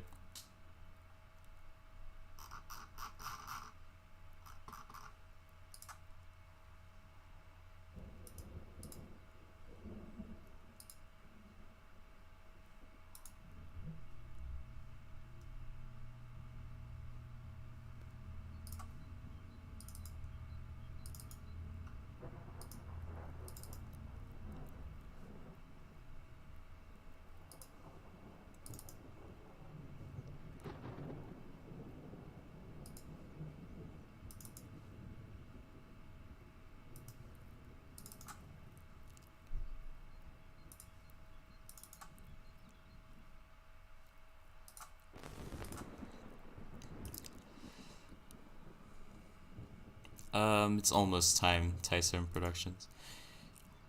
Yes, I'm closing all my tabs from last night. I definitely wasn't doing anything sus. Alright, sorry about that, guys. I just had to do something.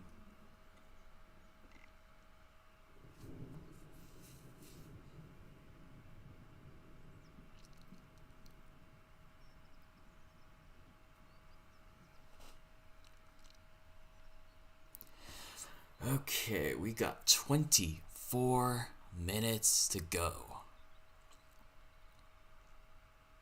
Yep, conditions are getting worse. And we got thunder. Dude, it's gonna be so awesome just driving a train in the middle of nowhere and just hear a distant thunderbolt. That's gonna be awesome.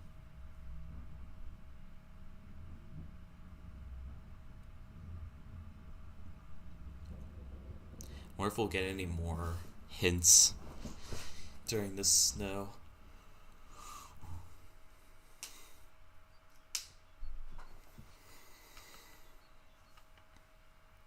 It looks like no more train sounds unless maybe we'll hear something last minute.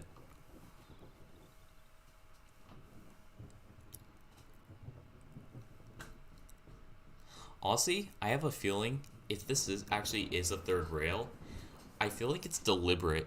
It's definitely not for this German route. I feel like it's to hint something. Honestly, it looks like a UK style third rail. So honestly, I feel like it's hinting that the UK route is some sort of third rail. What if there was a tornado? Not happening. Imagine crashing animations in physics. Yeah, I think Dovetail has mentioned that before, and they said they didn't want to promote any sort of violence in Train Sim World, so they just have the unrealistic. And we honestly we don't need crashes. Oh, the camera just disappeared. What the heck? No signal. Oh, never mind. It's back.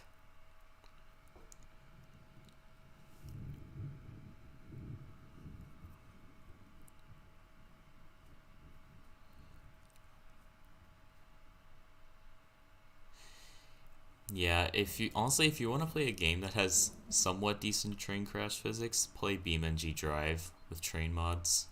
Honestly.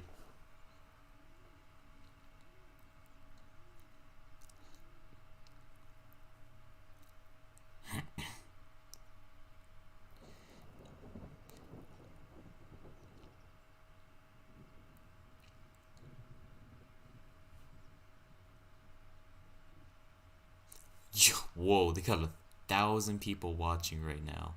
It's pretty awesome.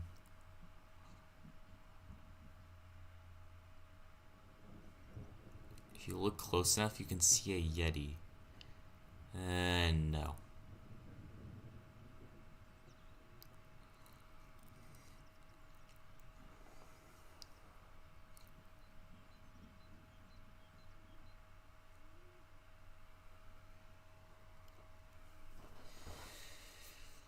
But yeah, we are getting close. I'm just gonna take a look at a Twitter one. Oh, yeah, they changed their profile pictures to snow.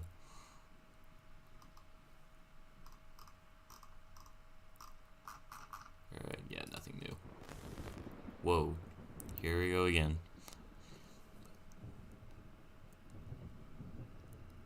Is there anything I should be looking for? Not really.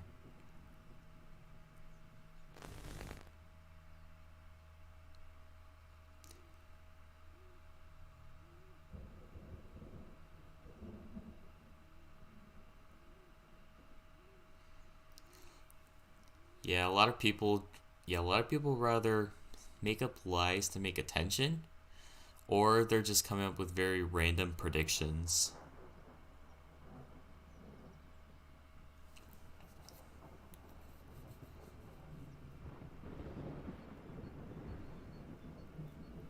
I'm gonna pay attention a bit because I kind of want to see a Thunderbolt. 20 minutes. We got 20 minutes, boys. This is it. We're almost there. The wait is almost over.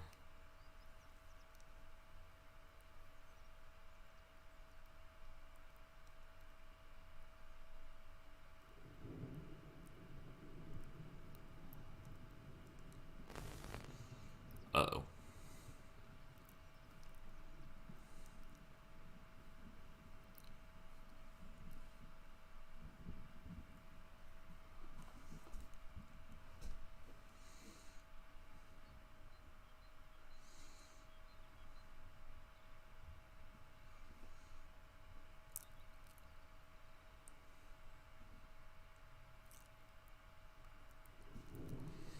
"20-minute hype. Let's do this." Oh, great. Someone's pinging me in the chat. They're watching my stream. We are getting Oh, there was a thunderbolt. Now, the only piece of feedback I have for the lightning is that it should kind of give off a flash. It didn't really flash when I saw it. Yeah, there was another one. Yeah, it's not bright enough. That's like the main piece of feedback I'd have for the lightning.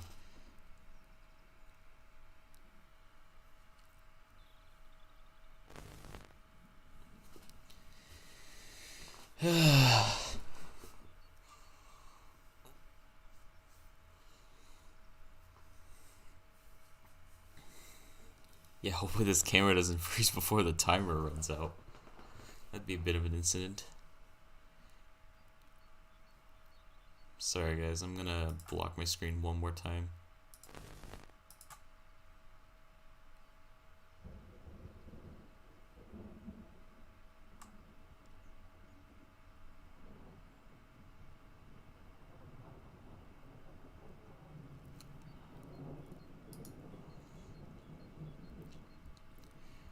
Alright, sorry about that guys.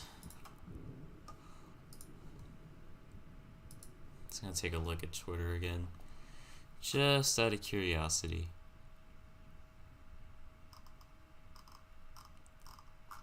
Nothing, alright. I'm guessing nothing's changed on the roadmap section. I recon that he'll freeze over when the timer runs out and be like, thanks for watching. April Fools. When it was storming, it was flashing a lot. They probably do that so nobody has a seizure. So yeah, that is true. That honestly is a good point. I mean, maybe they could make it an option though. I don't know. Cause like I've seen lighting before. Yeah, I could definitely see how it could cause epilepsy. Now, obviously, I don't have epilepsy, so I'm no expert at it. So yeah. But yeah, that is a good point, honestly. Or just find a way to make it so that it's more visible. Like make it slightly brighter, but not to an extent where it could cause problems. Got 1.1k people watching. Good lord. And we got 16 and a half minutes to go. We are almost there, guys. This is super exciting.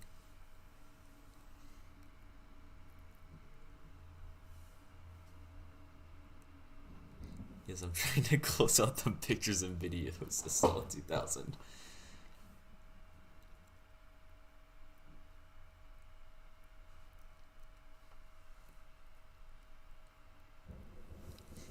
$16 minutes to go.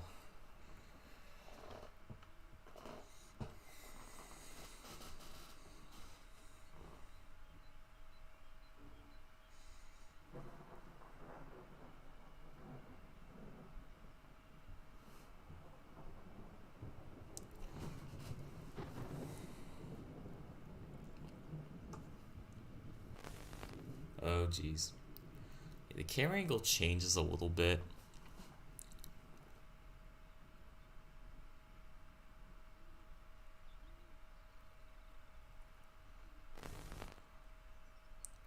Got 15 minutes to go. T minus 15 minutes. We're getting exciting.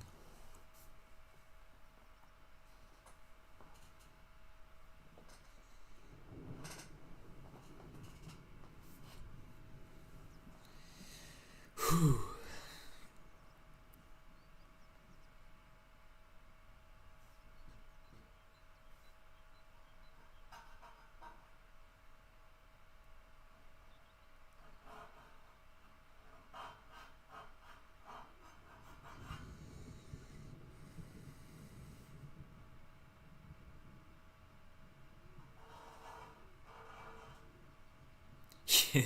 I like where you went with that. You should be the boss of Dovetail, but then, oh yeah, I may never make another non-American route again.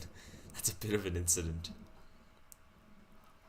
Yeah, that may drive away a decent chunk of the player base. Yep, something's going to happen in 15 minutes. 14 minutes.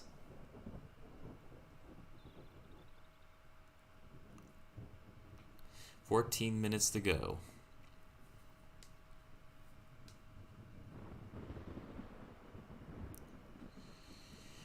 We are getting close.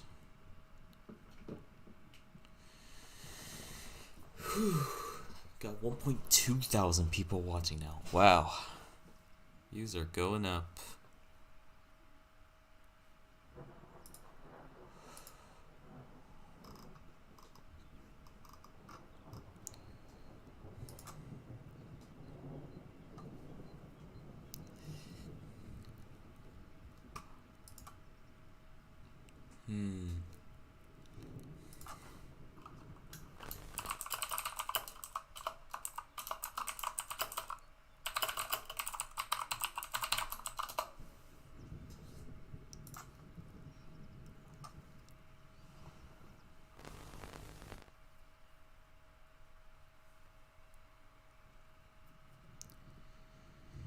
I think Dovetail's headquarters is located kind of where it's on south. It's actually very close to the Southeastern High Speed route.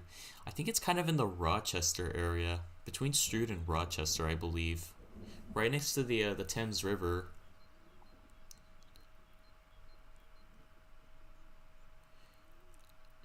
Has the carry better go down? It's still at got 12 minutes to go. Oh boy.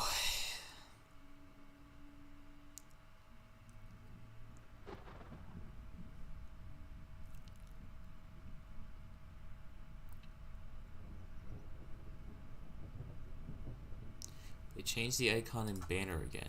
Oh yeah. Well, yeah, it's snow now. Let me just see if it changed again. No, it didn't. Okay.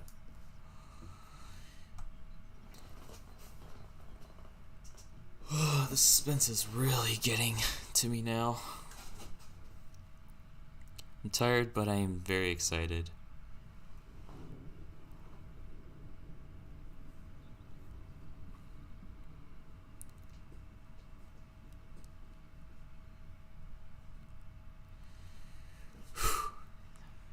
Oh. Oh.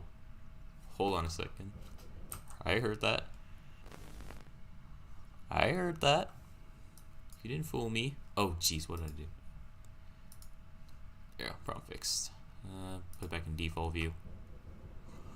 Heard it for a second. Start trading the tunnel.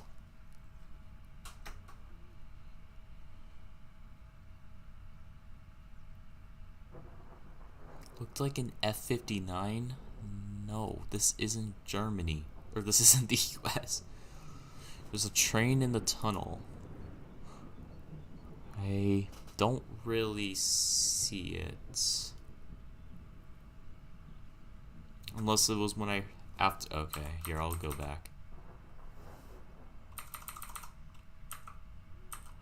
Oh, I see now what you're talking about. Oh, I see. Okay, yeah, now I see what you're talking about. So it looks like there's 3 headlights. So it is definitely not an ICE 4. That's for sure. Yes, yeah, I'm sorry I didn't see that, guys. Oh, okay, I totally see it now. Okay.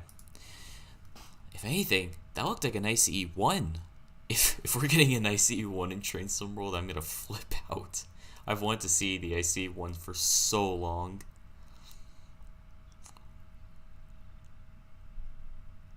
If you hate Sandpatch Grade, put a yes in chat.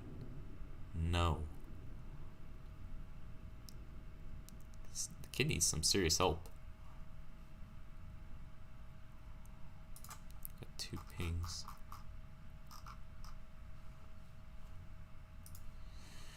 Whew.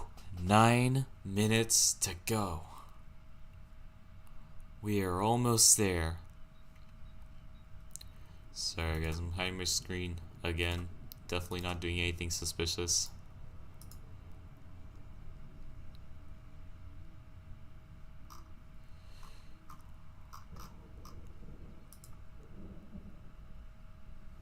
Yeah, no, I totally understand if freight isn't everyone's saying. It's honestly not mine either. Like I like some U.S. freight routes. Some U.S. freight routes I can get enjoyment out of, but not all of them. Like King Creek. Oh, the train's back in the tunnel. Hold on, I'm gonna go in full screen. Oh, I feel like it's moving, guys. It's moving. It it's an ICE-1. It's an ICE-1. Dude, that is 100% an ICE-1. But it was on the left-hand track, which is weird.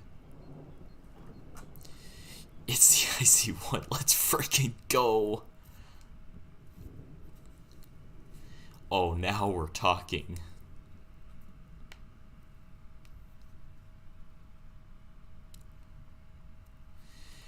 Oh my goodness. We're finally getting the ICE-1 in Train Sim World. Oh, I've been waiting for this for so long, dude.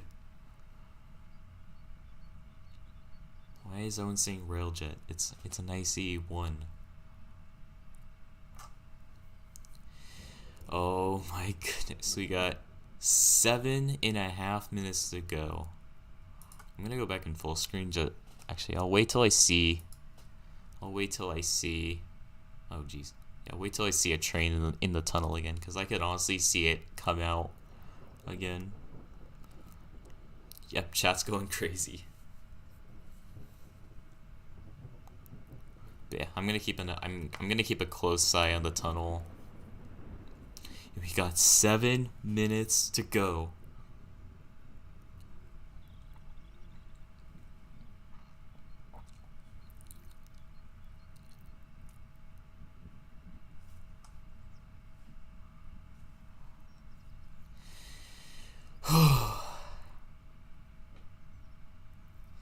But now, what's weird is that they put it on the left track. I feel like they were intentionally doing that to troll us. They had to be trolling us. I guess they were trying to make us think it was a Swiss route. So I think that's what they were trying to do. But I do not see anything in the tunnels yet.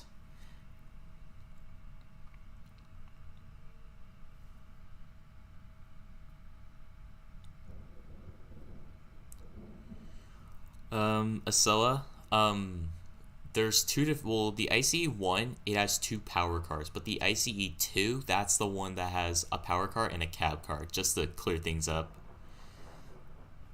Support house, so just a few seconds ago, an ICE-1 just came out of the tunnel. We were able to briefly see it. Yes, the ICE-1 did test on the NEC, because they were trying to find a good design for the Acela. Oh, there it is. There it is again. That is 100% an ICE-1. Without a doubt. Look at that. Oh. And it's gone. Yeah, I think it's it looks like an ICE-1. It has to be. Jeez, look at the chat. Holy crap.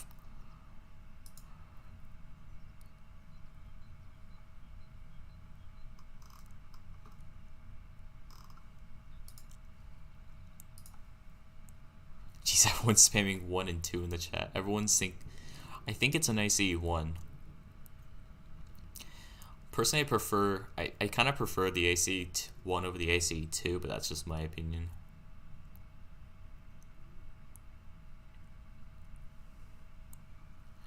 We'll probably see it again in a second.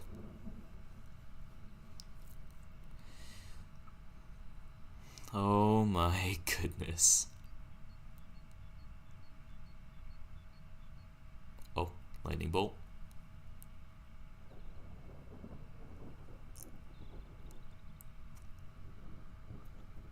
What's an ICE3? It's the ICE we currently have in Train Sim World on Cologne to Aachen and Munich Augsburg.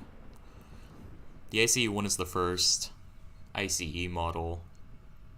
ICE stands for Intercity Express.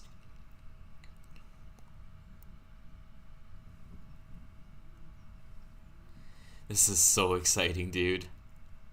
We got 3.5 minutes to go. Holy crap. Oh, gee. Oh! Wait. What the hell was that?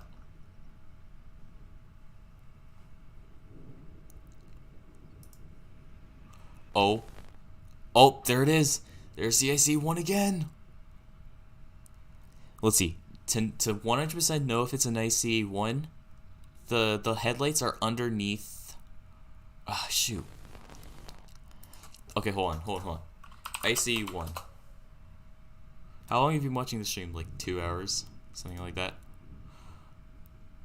So the ICE1 has its headlights on like the nose cone. Now the ICE2 has its headlights above the nose cone. It looked like an ICE1.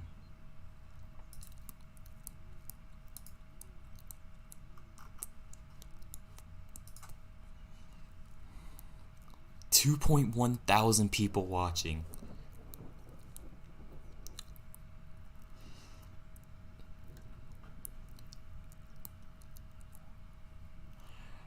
Oh my goodness, we got 2 minutes until the announcement.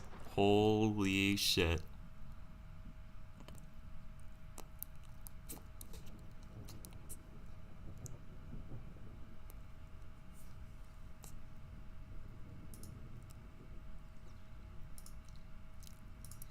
Got 2 minutes to go, boys.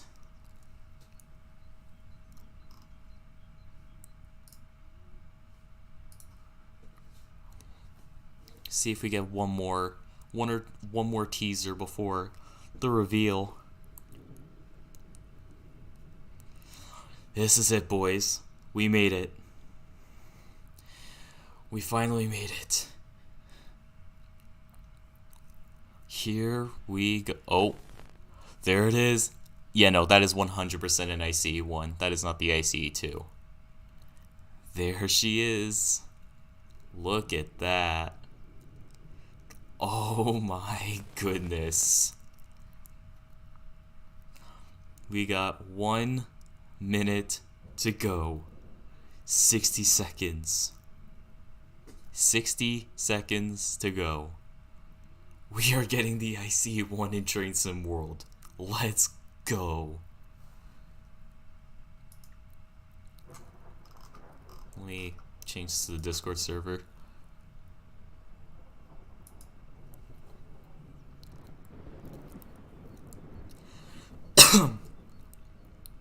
One minute to go.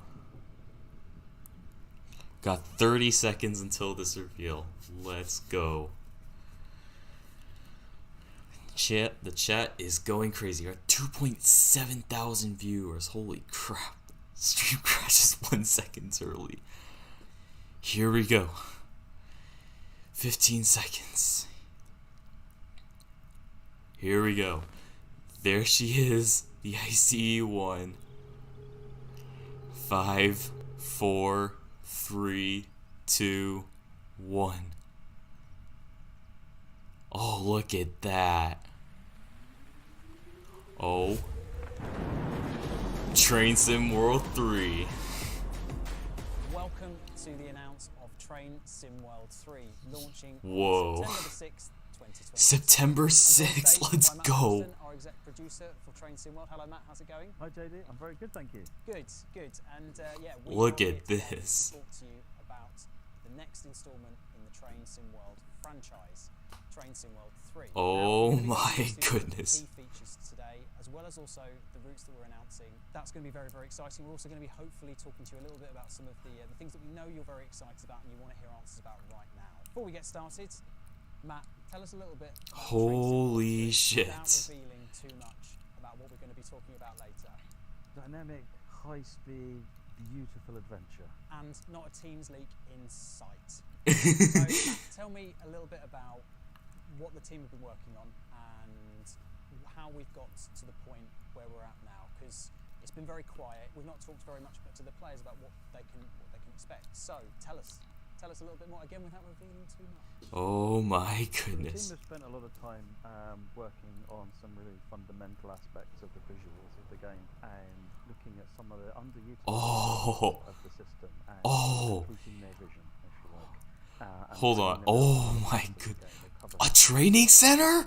What? No way. If ever I heard one. We're not going to keep you in for suspense for any longer. So without further ado, here are the 3 routes you can expect from Train Sim World 3. Here, I'll turn up the volume a bit.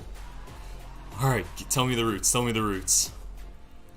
So, first up, you might see the image that we have behind us. It's a nice ICE1. We are delighted to announce the first route coming to Train Sim World 3 is Schnellfahrstrecke Kassel Wolfsburg. Kassel to Wurzburg. High speed. High speed. Oh, we are very excited about this one. Oh my goodness. Proper German high-speed route for a very, very long time. And as you can see in the background, we have a new loco to add to our arsenal as well. Oh my goodness. The train is the BR401 ICE1. Hell yeah. Look at that beauty. One of the trains the German community has been asking for the most since we first launched the ICE3. Its max speed on the route is about 280 kilometers per hour. Look at that. What's really cool about this particular route is you're going to be doing that speed for a long time. Oh, it's gorgeous. 6 kilometers this route. And that is the longest route that we have ever included in a Train Sim World game. So that is a big, big one to be starting with. You really feel like you're going somewhere. You're starting off in Kassel in the north, and you're go via Fulda and then down to Würzburg in the south, and you've covered some kilometers by the time you get to the end. You really have. The journey itself is really pretty. You're going through a massive number of tunnels and going over these tremendous viaducts along the way. My goodness. Traditional high-speed line these days, where they've just cut the line through the landscape, built tunnels where they needed to, built viaducts where they needed to, and it's just a really interesting drive. This looks awesome. Take players from 0 to 280. You'll be staying there for quite a substantial amount of time. It is a significantly longer route than any of the routes that we've seen thus far within Train Sim World. What else does the route have to offer? What other rolling stock do we have included with the route? So, in addition to the ICE1, there's also the ICE3, which is Alright, ICE3. And there is the BR185.2 for freight traffic. So this there's some freight. Alright. Exclusively an intercity route. You don't Hell see yeah. trains running along the route. You'll see them at the end stations, and there's been layers added to add a nice variety Awesome. of regional traffic at the end stations. But the journey up and down the route is going to be the white and red intercity high-speed trains with freight of an evening. So actually, at the night time, this route comes to life because all of the freight that's been queued up ready to go suddenly starts filling up the train, filling up the line. But the journey of the freight is different because it has to get pulled aside if there's an ICE1. Oh, that sounds so fun, dude. And that's Oh, this looks like an awesome route. I am so excited. Well, so very busy timetable for actually what would normally be a relatively few number of trains, with a lot more complex things to do with those trains. So really, really interesting traffic patterns. The other interesting thing is the ICE3 actually runs to different speeds than the ICE1 does because it's a lighter train, which means it's more susceptible to problems over the tall viaducts, very, very tall viaducts. So they slow it down to keep it safe. So actually, even though it's 2 high-speed trains, they're actually got different driving patterns, different speed patterns, so it's going to be 2 different experiences. Oh, I am so excited for this. Very, very excited about this. We're going to be able to give you lots more information on all of the routes that we're talking about tonight, as well as also all of the features in the next few weeks. But for there, let's call time on Schnellfahrstrecke Kassel Wolfsburg. Let's instead move on to our UK route. Oh boy, here we go. We ummed and ahed a lot about what route to do for this particular region, and obviously it's close to our hearts. Matt, do you want to take this one away? What route are we going to be doing for the UK? So for the UK, we're taking probably one of the most popular routes in Train Sim World, and we're making it bigger and we're making it better. Oh, Southeastern High Speed. Southeastern's being extended. Let's go. As far as Ebbsfleet, where it switches to the classic lines and goes to Faversham. What we've done is we've extended the high-speed lines so that you can go through Ebbsfleet now all the way to Ashford. Oh my goodness, yes. So that after Gravesend, you'll then go via Northfleet and so forth until you get to Dartford. Dude, we're getting our first extension in Train Sim World. No way. Class 395 is substantially longer. Yeah. It's about another 40 miles of high-speed run. Hell yes. Do a really rich service pattern throughout the day, covering all the different things that you can do on this route. Absolutely, and that's about 45 extra miles, isn't it? Yeah, and in total it makes this route something like 90 miles. Okay, brilliant. Good lord. First ever route extension, Southeastern High Speed. We're really looking forward to this one, Matt. It's a challenging one because at the same time we've obviously got the source material in Train Sim World 2. What I really want to drill into is what has been improved. Why is this a really interesting opportunity for players of all kinds? So one of the things that we wanted to do was not just add extra miles to the route. That's obviously a really exciting extra thing, is these extra journeys. But the existing route, as great as it was, there was a lot of really good feedback from players about where they felt it could be better or things that they liked and so forth. So we've listened to that feedback, we've gone through that. So things like all the Oh, this is awesome. have all been ripped out and redone. The signalling has had substantial overhaul, including adding in approach control and TPWS OSS grids. Oh, cool. Fully functioning now. So it's a more safety system, so a better drive. Beyond the technical side of it, it should also include some reworking to the track itself. There were a number of junctions and curves that were a bit tight for the speeds that you were going. So they've all been okay. them out and make them a nicer drive. But Alright, we've also alright. gone through scenery and tried to just polish up the scenery a little bit. Look for things where we thought actually that could be better, particularly in areas where we've done more with Ebbsfleet now because. Oh, look at that. So Ebbsfleet's lowest platform needed to be done to a full extent. And how did you walk between it? This looks amazing, dude. So all of that walkway is done. You can walk through Ebbsfleet Station now. It's brilliant. Really? Yo. Really been an No application, fucking just way. reviewing the route, looking at the feedback and saying, what can we do to make this really good? So Matt, tell me a little bit about the rolling stock that players can experience in Southeastern High Speed. So leading the way with the Southeastern High Speed is that staple of the line, the Class 395 Javelin. Class 395, alright. These are 140 miles per hour in the UK, and they use the TDN 430 signalling system because they run so much faster. But they also have this unique multi-power ability, so when they get to Ebbsfleet, you lower the pantograph, drop the third rail, and you carry on just using the third rail. So it's very, very cool, very super modern train. Looks like a spaceship. Oh, this is awesome.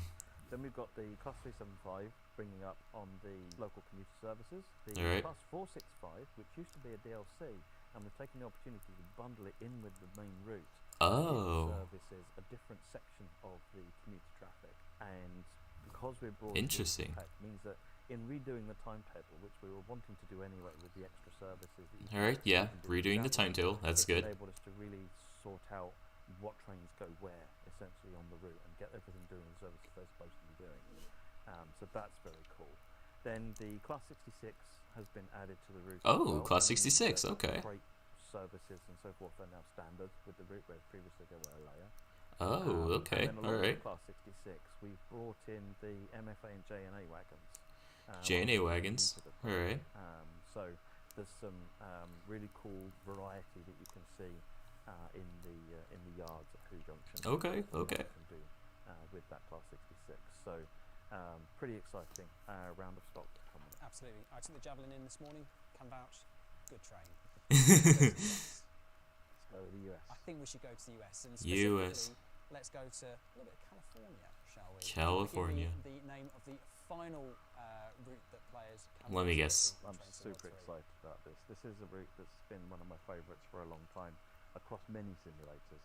And this route is the Cajon Pass. Cajon Pass. Alright, alright. I'll take it. I'll take it. Classic. It's one of the original launch routes that it had for the US audience when it came out. So it's a well-known, well-loved route. It's a supremely interesting route to drive. and it's got some of the steepest. I think it is the steepest gradients in the game at the moment. Ooh. Mainline tracks. All right. And really interesting scenery throughout the Oh, track. look at the Gevos. Oh, look at that. Gradient of it. It's got some decent speed limits as well, so don't feel like you're going to be stuck at 25 miles an hour for the entire journey. Okay. But All right. when you're coming down what gets up to a 3% gradient, stick to 25 miles an hour, because 10,000 tons doesn't really enjoy faster than 25 miles an hour. And speaking of 10,000 tons, 10,000 tons of our first BNSF locos. Our first BNSF route, dude. Where we managed to obtain the BNSF license earlier this year, and this is the first opportunity we'll have to play the BNSF Hide user within the Train Sim World franchise. Can you tell us a little bit about the locos included, Matt? Yeah, absolutely. So the lead loco on this is the ES44C4. The ES44C4. It's got some really interesting, unique behaviour. It looks to the casual observer like big American loco with the wide comfort cabs, but it's got this really unique trick where it can disable the power and spread its load across just the really 4 outer axles on the boat. Interesting. And you can see that in the way the animations work. If it thinks it's going to lose grip, all right. it really diverts all of its weight distribution. It's very clever. So the C4 is leading the way and doing all the heavy duties on the route. And then coming up, supporting that is the good old SD40-2. Okay, the SD40. Staple. There are something like 4,000 of them made. They're going to appear everywhere. Of course, yeah, they're everywhere. But most importantly, we're in pumpkin liveries now. Yes. We're in the BNSF livery. So hopefully they got good sounds. The SD40-2, and it will be supporting with local and switching duties. I'm looking forward to seeing all the orange on the route, all the orange. And obviously that route is a substantial route as well. It covers, as you said, lots of different types of gradients and lots of different types I'm of not scenery, liking how the chat's responding. It is a long route. Ungrateful bastards. Yeah, so from San Bernardino to Barstow. San Bernardino to Barstow. About 85 miles. 85 miles, alright. Descent from the summit down to San Bernardino is a real challenge with a big train. It's really good fun. And what that means for you number crunchers is that with Train Sim World 3 you'll get an extra 280 miles. Holy smokes. It's pretty impressive if I do say so myself. It's amazing.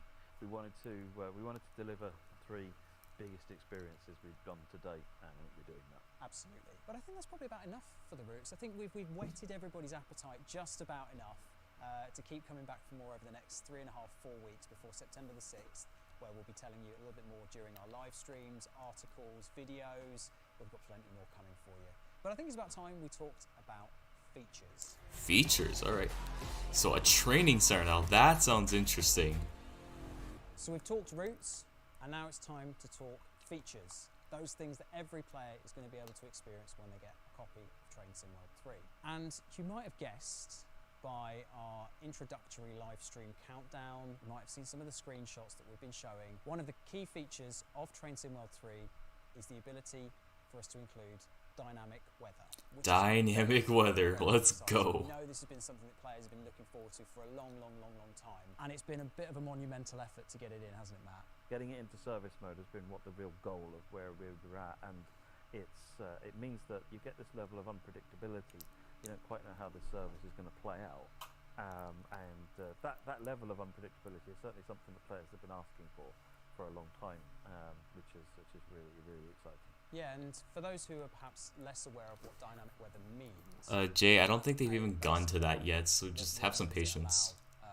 Within a service to happen. So simply put, dynamic weather means that where your journey might start out with a light cloud in the sky and it's all good. Maybe 10 minutes later the clouds are starting to form. Alright, I'm hiding chats. And then it starts getting a bit overcast. Alright, I'm going full screen. And now it's raining a lot and the heavens have opened. And what you're finding now is maybe the grip is not so good. The temperature's gone down to it's now started snowing. And what started out as looking like a fun day has pretty much turned into a not fun day.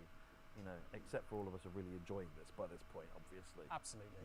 But it's kind of this level of unpredictability. One time you'll be fine, another time you'll be coming down the hill thinking, oh, I'm fine.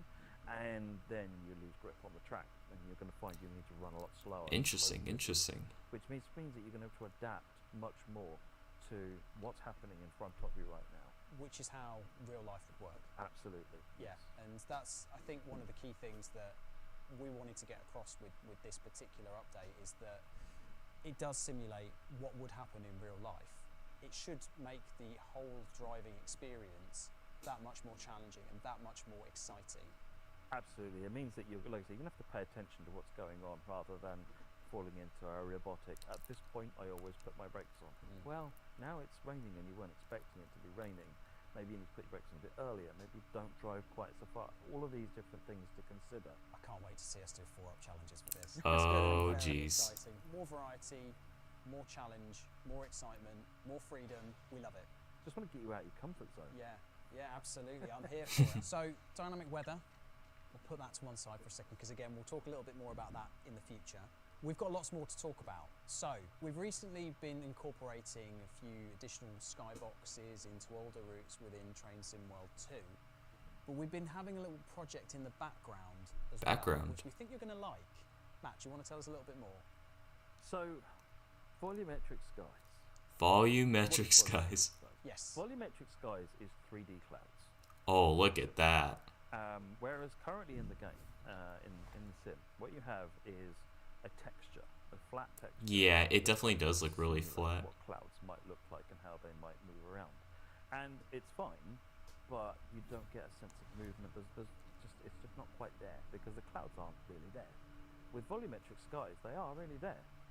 They exist in the 3D space that you are. Oh yeah, that looks so much better. Driving an ICE-1 at 280 kilometers an hour down the castle line, you're going to be going under clouds. Clouds are going to be moving with this whole extra element of emotion going on above you, and it just really brings the whole world to life. And in addition to just bringing the sky to life, these clouds cast shadows, which means that sometimes there's going to be darkness underneath the cloud that happens to be blocking the sun. So again, it's just a little bit of variability inside the drive, based on how cloudy it might be at the time. The change is marked. We've had a lot of players offer lots of feedback to us on skies and the skyboxes that we use. This just looks amazing, and I think it offers a real sense of realism. Bearing in mind, when you're driving, it tends to be that at least 50% of your screen will be sky. Yeah.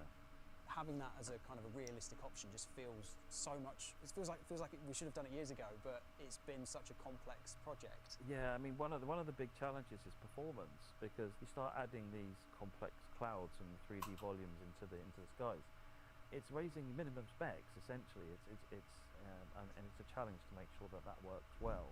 And actually, with the advancements, this is one of the benefits of an Unreal Engine upgrade we made some time ago now, which enabled us to look at doing this kind of thing. So the team have spent quite a long time evaluating it, working at how best to bring it into the game, and put it into sync, because as you say, it's half the screen. So we've been really, really keen to try and do what we could there, and boy, does it look good. I mean, I'll let everyone at home make their decisions for you, but you know which camp I'm in. Okay, so It's looking really good. Dynamic weather. We've got volumetric skies, and again, you might have clocked something that's slightly different about some of these comparison shots that we're showing and some of the things you're seeing on in the background. There's a reason for that, because we've done a lot of work with the lighting on Train Sim World 3. Matt, do you want to tell us a little bit more about that? We started Yeah, again. get out of here, Blue Vibes. If you don't like this, then just Basically leave. wiped the slate clean, and our tech art team have been doing an amazing job, and they've engineered a complete new system for the way that light is. Lighting looks really nice. What the light should be at various points in the day, where it should be pointing, and all that stuff. And one of the other factors that we brought in there is not just making the light look like perhaps it should, but actually measuring everything to the real lumen values, so that when you use the built-in tools in Unreal and you point it and you get the lumen breakdown of what these are realistic numbers now, which actually works out to be thousands of times brighter than what we've got in Train Sim World 2.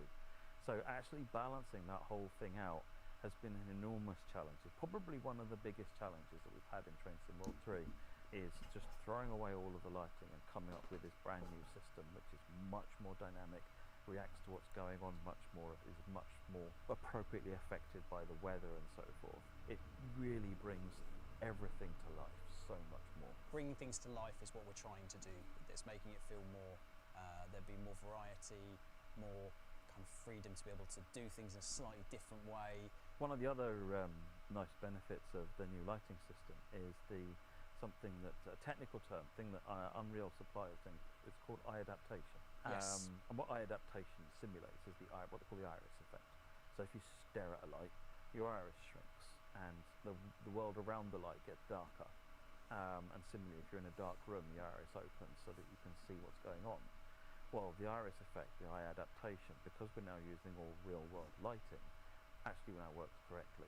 One of the really, really cool outcomes of that is, and you'll see it a lot on... Hold on, is that the Stadler flirt?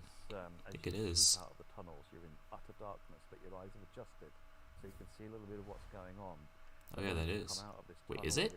Blinded. Oh no, it's the IC one. Silly me. And it just is so cool. It's kind of these little things that just really add up to enhancing that experience. And Okay, this guy's just being a total there's lots of asshole. things that we'll be Yeah. talking about, but this for me is one of my favourite things actually. You've showed it to us in a couple of build meetings before. This kind of with tunnel bloom effect, we're calling it, and just gives you the opportunity to kind of, because your eyes would adjust like that in real life, wouldn't it? And I saw it the first time, I was just like, wow, that's great. Don't worry, so I banned him. Over what you've had previously, and some of the static Like, shots. don't come in this server and just be an asshole. Like, come on. They just had their character stood just on the inside. Don't worry, of the tunnel, Caltrain, I their banned eyes him. Still adjusted to the dark, but you can see this white out view at the end of the tunnel, and the light coming into the tunnel on the tunnel wall, and so it just looks stunning. Okay, Matt, moving on from the lighting and the volumetric skies and the visual things, I'd like to talk a little bit about UI, so the user interface, what you see on the menu screens when you come into Train Sim World 3. How have we adapted those? Oh, look at that! provide a Oh, that better looks player amazing. experience than perhaps we have been able to in the past? One of the big things we did is we conducted a bunch of usability studies to understand how people access what they want to do, because ultimately what we want to do is get people into the cab doing what they want to do, in the right train doing the right thing, and the UI effectively gets in the way of that. It enables you to do it, but also can get in the way of doing it. So it's just like, well, how can we make that cleaner to get you into the game and playing what you want to do as fast as possible? So we did a bunch of usability studies on that, and one of the things And he's allowed making all the sense. UI What a design to dipshit, do like, is honestly. throw everything away. Oh god, that looks so good. What do you want it to be? Don't be held back by anything we've done in the past on the Gives me some Microsoft Flight Simulator vibes. Yeah, only got 6 more subs to 1,000 under Mania. That's what they've done in spades. They've really done a great job on that, I think. So one of the things that came out as a key example was you can only pick route first. Yeah. So it always starts by picking the route. Particularly with the complexities of substitution and layers and so forth, there actually might be lots of different places you can drive your favourite train now. But it's always a case of look on that route, look on this route, look on that route. What you want to do is pick your train, and instead of having the sim tell you where to go, you can now do that. So the UI has a by Ooh, a choice quick choose play. the train Interesting. first. We've also called out all of the training stuff, everything related to tutorials and training.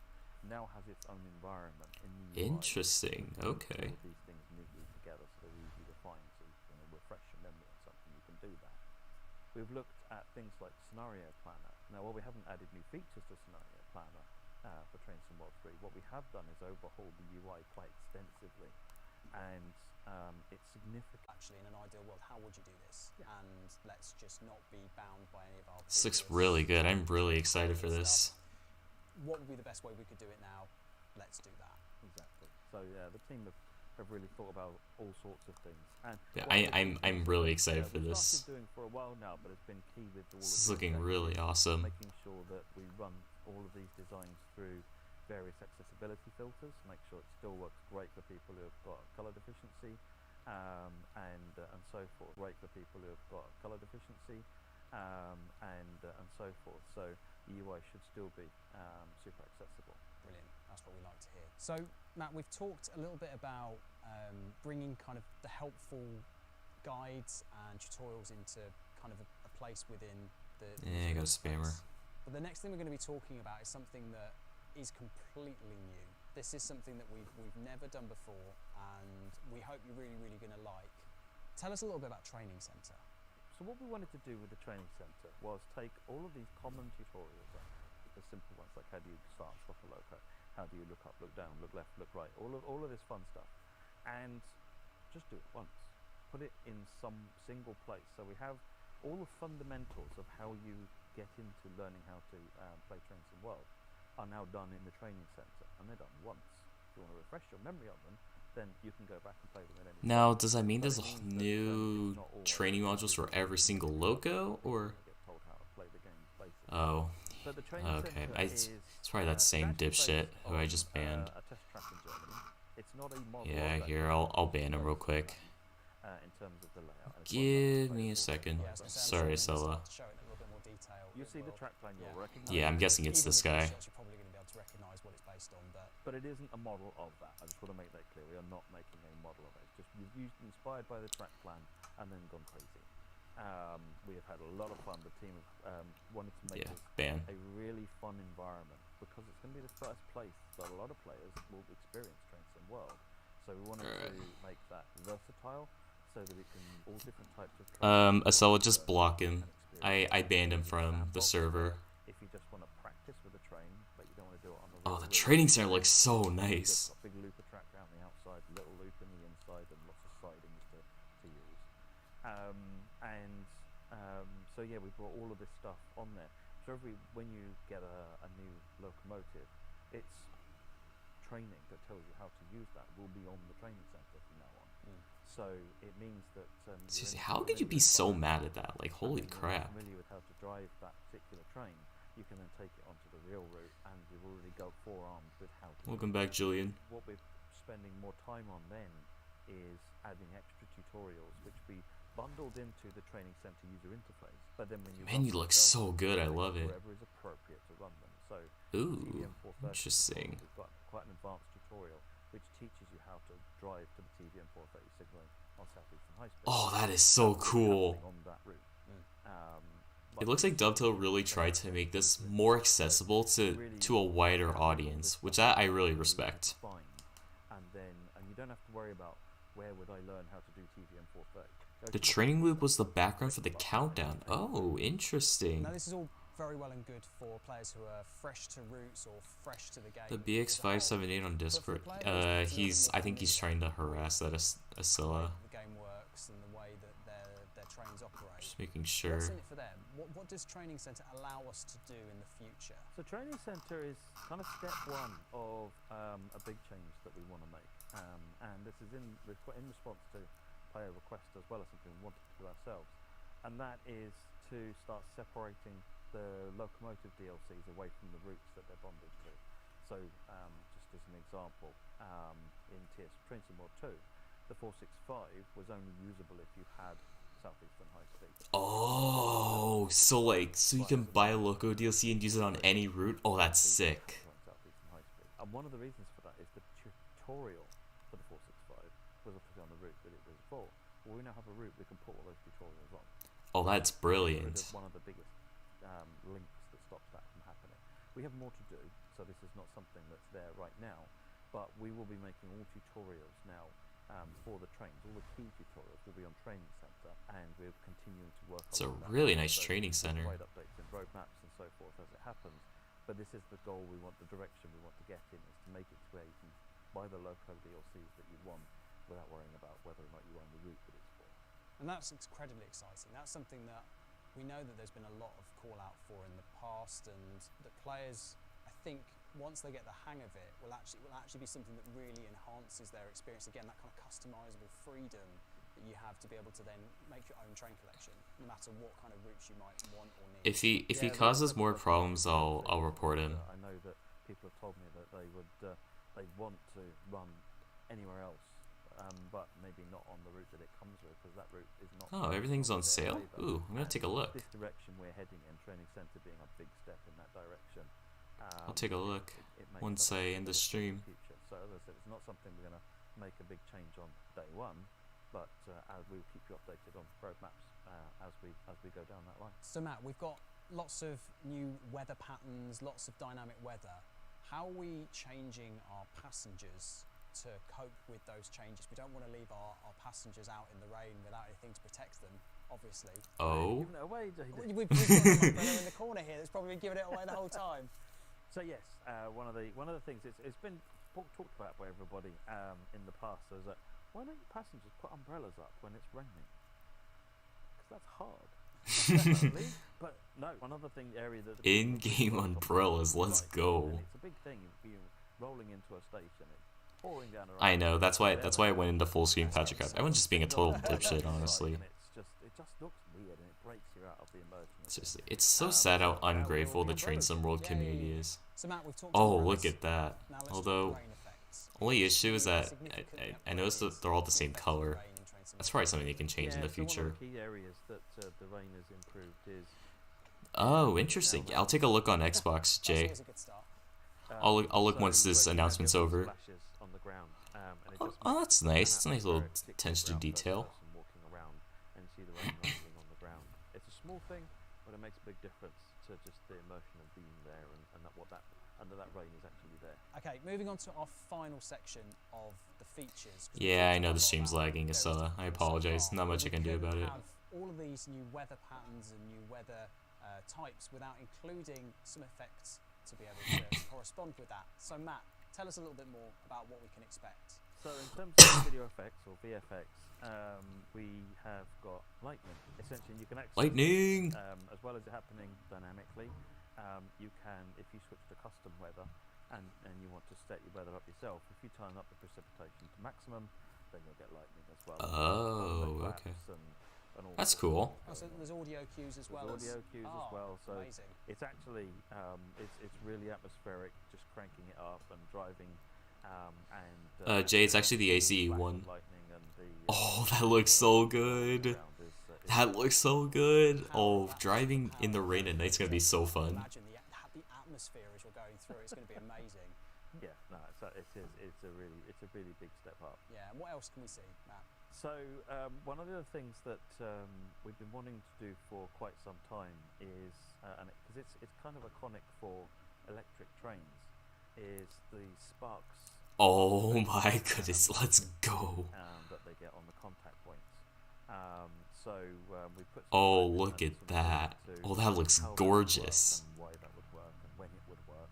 And it means now that third rail trains, you'll see there's. Oh, that is so cool. Sparking. Overhead trains, pantographs will spark occasionally. But Oh, that is more than so that, cool. It's tied into what's going on. So on a wet day or a snowy day, you'll get more sparks. That is so You'll nice. try drawing more power because you've got throttle up higher. Again, you'll draw more. It'll create more sparks. So you can find that putting a lot of power on a wet day coming out of a station, it could cause a bit of a light show. It's really sort of a stunning effect to see. Lightning on the air, lightning in the wheels. We've got lightning everywhere.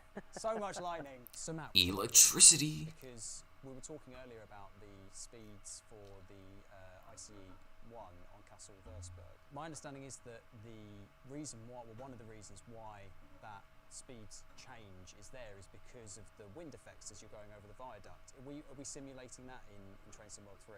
So we're adding extra physics in to look at the way that the wind impacts the train and how you might need to drive, perhaps apply a little more power if you're in head-on wind. But the other area that we're implementing or impacting that is on the Castle Würzburg route.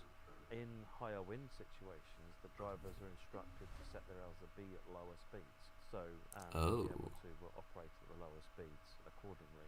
And similarly, the different trains, as I said previously, they run at different speeds, but then they also run differently whether they're on a viaduct or in a tunnel. So actually, the whole LZB system has been upgraded in order to be able to support that facet of how LZB works in terms of wind Interesting. behaviours, tunnels, viaducts, and so on and so forth. Very exciting, and again, one of those things that perhaps you wouldn't immediately notice, but really enhances the challenge that's involved in the route. Yeah, it's a depth thing. It's something that when you're flying down the route and as the weather changes and you realise that you're going to have to manage that and cope with that. It's really interesting. So we've talked rain, we've talked wind, let's talk snow. Is snow going to get an invite to this party of VFX? Oh, absolutely. When you watch videos of trains in the snow, they don't leave the snow alone. They drag the snow with them. Yeah. And they can kick up some of the most amazing snow clouds, both alongside them and behind them. and so what we're calling kick-up effects, so that particularly in your Oh, look at you that. get that interference with the ground. That looks so Thanks very much nice. for that, Matt. So, a pretty comprehensive commitment from us to improving the experience for players. Weather improvements is honestly one of the main things I've wanted to see in Train Sim World for a long time, so I'm really happy about this. It's like, I'm not someone who wants multiplayer and that kind of stuff. But for now, let's move on to the things that we think you're going to need to know before September the 6th. Okay. Okay.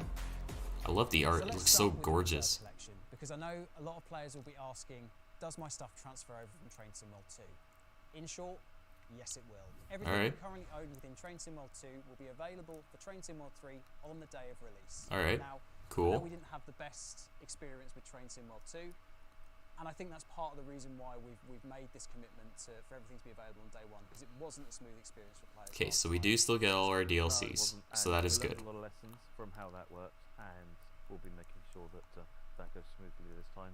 And the support team will be around to assist if you have any questions, any concerns. Absolutely, yeah. The support team are armed with what they need to in order to make sure your experience is as smooth as possible going into Train Sim World 3. Let's talk about platforms. Train Sim World 3 will be available on Steam, PlayStation 5, PlayStation 4, Xbox Series X, Series S. So it is on all devices still. And Epic, and it will also be available on Xbox Game Pass as well. With Train Sim World 3, you'll have more opportunities than ever before to customise your experience, and that's no different with the pricing options as well. We have 6 different options available to players, including a deluxe edition and a standard edition, which are available to pre-order now. More on that in a second, as well as regional editions for UK, Germany, and USA, and there's a Spirit of Steam edition as well. If you'd like to pre-order, or you want to find out a little bit more information about the different options available to you, I couldn't read what that said. now, where there'll be all the details. We've covered a lot of ground today, and you all at home, I'm sure, will have lots of questions for us.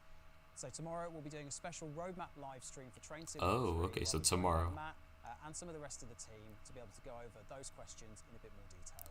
Alright. If you like what you've seen tonight, pre-order is now available on the platform of your choosing for standard or deluxe editions. You'll get a 4-day roadmap tomorrow. Access benefit, which is something that we've never done before, and I'm very excited about. Early Train access. Sim World 3 4 days before anybody else, and you'll also get a bonus selection of Okay. as well. Check out your chosen platform for more details. And if we've whetted your appetite for more of this kind of stuff, you're in luck. We've got plenty of live streams, plenty of dev blogs, plenty of articles coming up for you in the next 3 to 4 weeks as we build up to release to give you a little bit more information about Train Sim World 3. We're really, really excited about it, aren't we? Absolutely hyped. And you can check out all of those on our website now. The link is available on the screen for you. So Matt, how are we feeling now that it's out into the open? It's a big relief. It's been really difficult. So much exciting stuff going on in Train Sim World, and you know, I see people talking about things, and it's like, that's a good idea. Yeah, we're doing that. Yeah. And of course, now you know it's out there. We can tell people what's going on, and there's been some great threads on the forum of people just happening to talk about similar things, the stuff that we're working on, and so hopefully, you know, this has been useful, and you know, it's. Oh, I am stoked, dude. This is looking freaking awesome. I don't care what anyone else says. So to summarise, Train Sim World 3 will No one changes my opinion on this. experiences, plus the training centre, and all of the features that we've mentioned throughout the course of the last half an hour or so. So we hope you're all excited at home. As we said, we'll be telling you a little bit more in the coming weeks and months about what you can expect from Train Sim World 3. But all that's left for us to say is check out the website, and Well, thank you very let's much take a look at the website after this. And we hope to be seeing you very, very soon, September the 6th. Put it in the September 6th. Let's freaking go, dude. Oh my goodness. Oh, I am so freaking excited. Oh. Oh, look at this. Oh, look at this.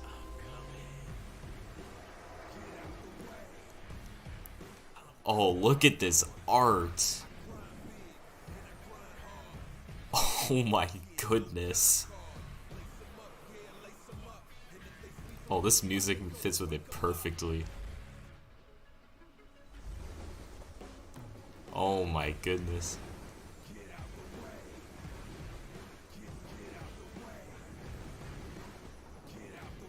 Oh my goodness.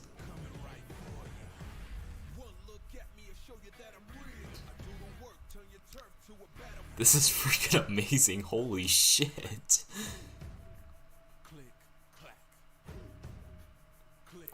Take my money! Take my money! Oh my goodness. That was, oh my god, that was freaking amazing. That was freaking amazing, dude. Holy crap. Alright, let's go. Alright, let's take a look at Dovetail Live. Dovetail Live. Alright, let's take a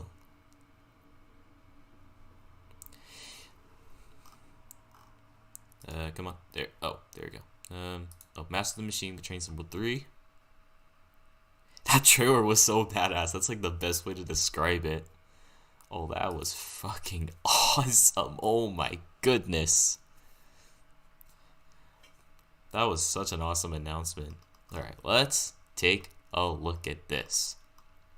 The future of Train Sim World is coming. Get ready to master the machine and battle the elements on September 6th with Train Sim World 3 available on Steam, PlayStation, Xbox, Xbox Game Pass, and Epic Games Store. Train Sim World 3 features a brand new dynamic weather system with volumetric skies, all powered by a new lighting system. Drive your loco through the extremes of weather such as heavy snow and thunderstorms. The standard edition includes 3 route expansions, 9 high-powered locomotives, including being set for the first time in Train Sim World, and much more. There she is, the TSW3. Gorgeous.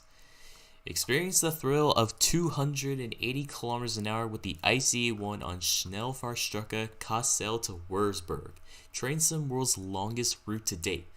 Conquer the American mountains with the 4,400 horsepower ES44C4 in Cajon Pass and travel on Britain's fastest train, the Class 395 Javelin, in an expanded southeastern high speed that now includes Ashford International and Dartford. Southeastern High Speed features a much extended service pattern that includes dedicated timetables for the BR Class 465/9, new signaling including approach control, new overhead lines, track relaying, and improved scenery, including a fully explorable Ebbsfleet station. Yeah, I don't get why people are hating on it, Patrick Craft. Kids, I think people are just mad because they're not getting an Austrian route, no multiplayer, like that's stupid bullshit. Like it's so fucking like God, look at that. That looks. Oh wait, no, there are different colors. Okay, cool. Also, that Thunderbolt looks sick. Look at the water reflections. The Training Center is a new feature for Train Sim World 3 that allows you to learn how to drive the locomotives featured in the game on a route displayed by a real test track. All Train Sim World 3 players have access to this. We understand that players from around the world want to play their favorite routes and locos. Loco add-ons released after Train Sim World 3 will no longer require you to own a certain route as a requirement. These add-ons will still have a focus route for which they have scenarios and services, but this decoupling means you will be able to purchase any Loco add-on released after Train Sim World 3 and learn how to master it in the new training center before you take it out onto the tracks and into Creators Club. Oh wow.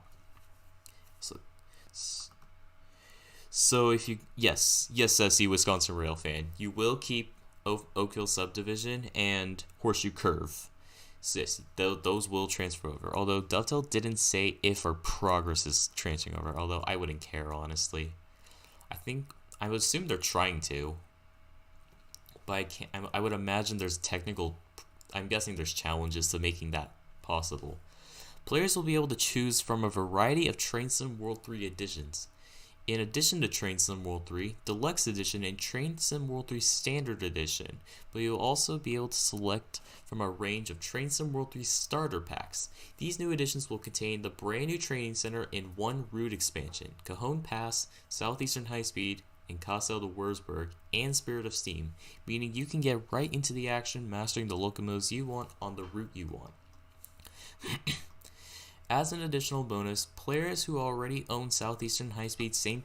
Pancras to Faversham and or Spirit of Steam Liverpool Lime Street to Crew in Train Sim World 2, you will receive the updated versions of these routes for free upon purchasing any copy of Train Sim World 3, including regional starter packs. Train Sim World 3 now has multiple ways to play and gives you the freedom to really customize your experience.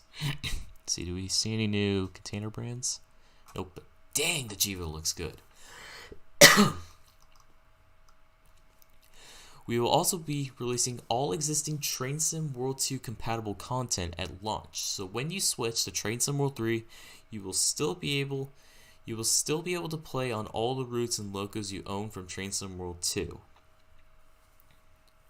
Pre-orders for Train Sim World 3 Deluxe Edition and Standard Edition are now available on Steam, PlayStation, Xbox Deluxe Only, and Epic Games Store. The Standard Edition will be available on Xbox Game Pass at launch. When you pre-order on your selected store, you will have 4-day early access to Train Sim World 3, as well as a bonus decal pack to use within Livery Designer to share in Creators Club, the home of player customization in Train Sim World. Wow. So what is the pricing like? So Deluxe Edition is $60. Alright. Standard Edition is $50. Okay, so that's for all the routes. I think that's a fair price if you ask me. US Starter Pass. Okay, so all these are $40.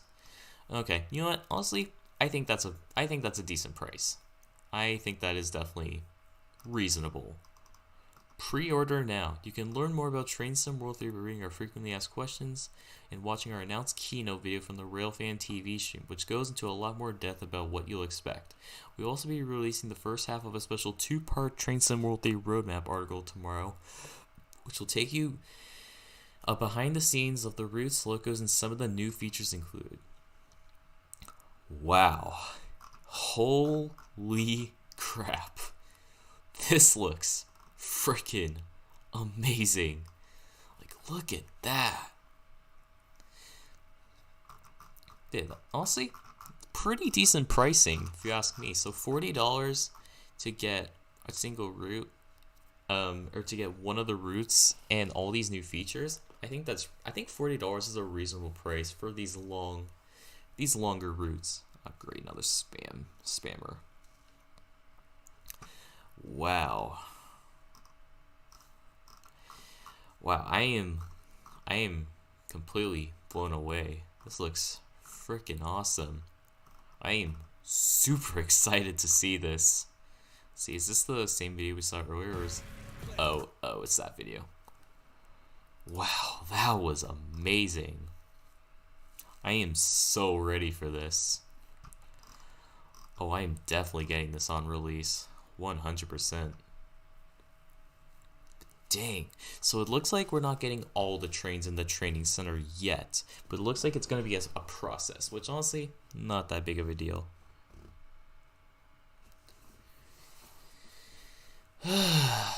Wow.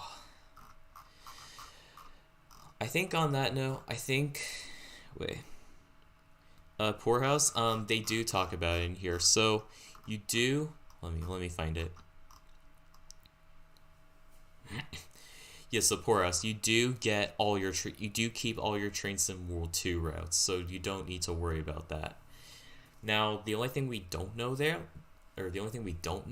is if you keep your progress. Now, honestly, to me, I don't care if I lose my progress, but I'm guessing Dovetail's trying to keep your progress. But yeah, they all transfer. So yeah, this is looking super awesome. I am so excited. Also, look at that. We got some pretty decent speeds on Cajon Pass. You know what? I'm actually really excited for Cajon Pass. I think it could be a great route. Okay, I don't even want to look at Discord because I feel like there's going to be a lot of people mad for whatever reason, so I'm not going to bother. But I think on that note, I think we shall end the stream here.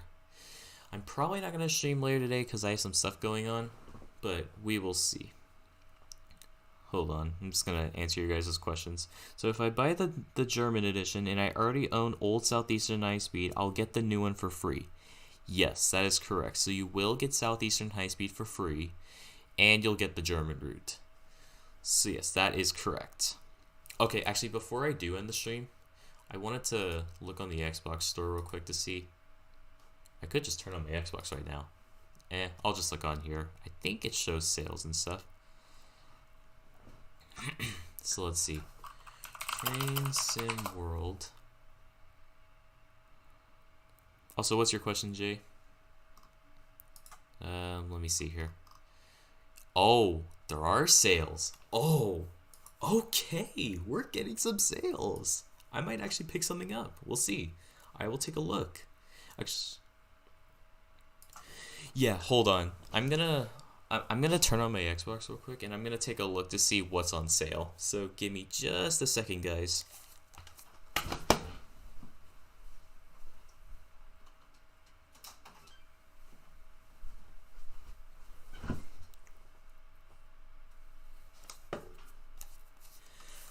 Talk Gaming. What do you get with the standard edition for $50? So the standard edition, or for €50, so it's actually 44.9. Yeah, something like that. So, okay, yeah. So for the standard edition, you get all the routes. Oh, except Spirit of Steam. Okay, so you get all the routes and just not Spirit of Steam. And then for deluxe edition, you get Spirit of Steam.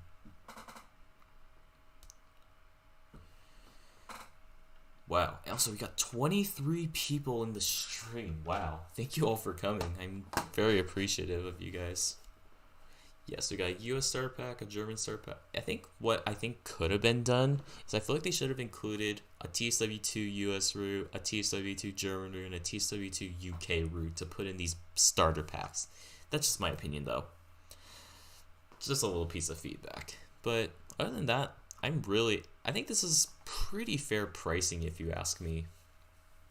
Okay, hold on. I'm gonna close off chat for just a second because I actually lost the remote to my TV, and I have a Roku TV, so I can actually use the Roku app to actually move. I can use my phone as a remote, so it's pretty cool. Okay, so I'm gonna take a look on the Xbox store real quick. Okay, so hold on, I'm just gonna sign in real quick. So I'll probably be on for a few more minutes. Yeah, what are your guys' thoughts on Train Sim World 3? I am super excited. Okay, going onto the store right now. Train. I may sound quiet because I'm looking. My TV's behind my computer. So, alright, Train Sim World 2. Let's take a look. So, what's on sale? Oh man, the 484 isn't on sale. That's pretty unfortunate. Wait, hold on. It's not showing me any sales on here. It's a bit strange. Unless is it the stuff hold on. Let me pull up the Xbox again. I'm sure the Jiva got new sounds SC Wisconsin Real Fan. I honestly think Dovetail would go out of their way to do that. Skyhook definitely not, but I'm sure they got new sound. Hupsugar Reiner is $8.99. Jeez, hold on. It's not showing me any sales on Xbox, which is kind of strange. Yeah, it's showing. Maybe it's just the stuff I own. Maybe it's just the stuff I don't have is not on sale. No, all this stuff is on sale. Let's see. The Class 20 is on sale for $17.99. Class 31, $17.99. Class 33, $17.99. 52, the 155. I may get the 155 on when Train Sim World 3 releases because I don't know if I really want to get Verse Ignored, but I may get the 155. Heavy Freight Pack, the MP15. So it looks like most of the logo DLCs are $17.99 now, so about 10% off.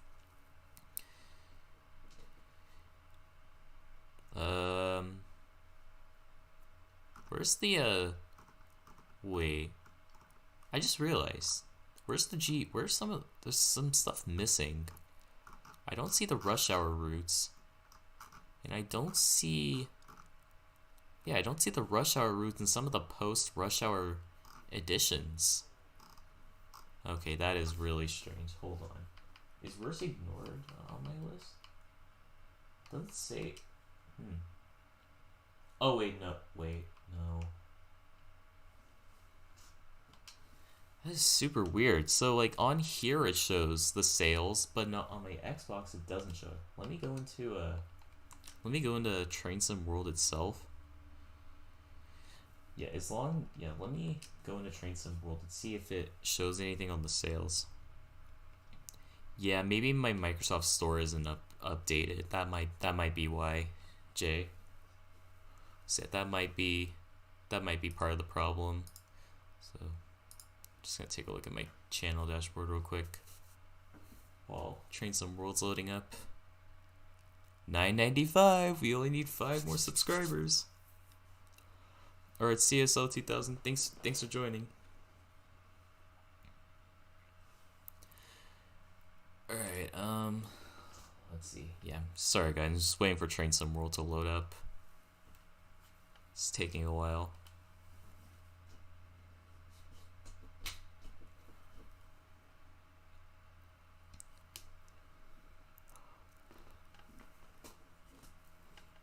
So actually, hold on 1 second. Alrighty, so I'm pulling up Train Sim World 2 right now.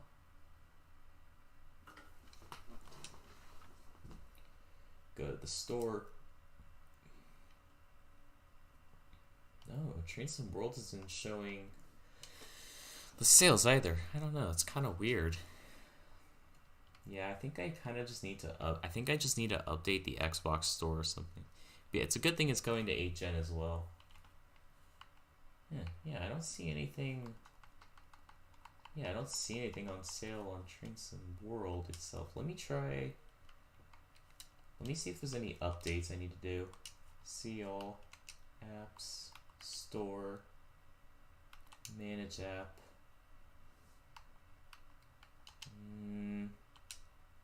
Maybe let me refresh the Microsoft Store. Maybe it's outdated. Poros, I don't think they're gonna be updating Train Sim World 2 anymore. They're probably not gonna be making any more routes for Train Sim World 2. It's probably now just gonna be Train Sim World 3.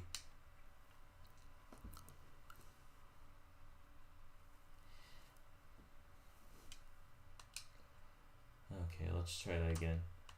Train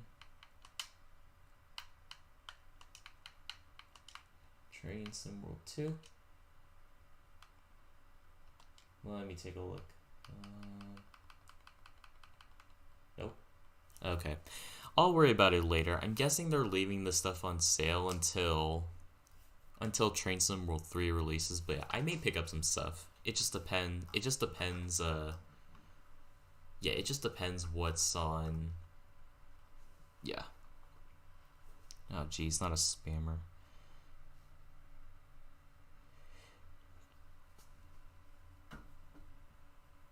Okay.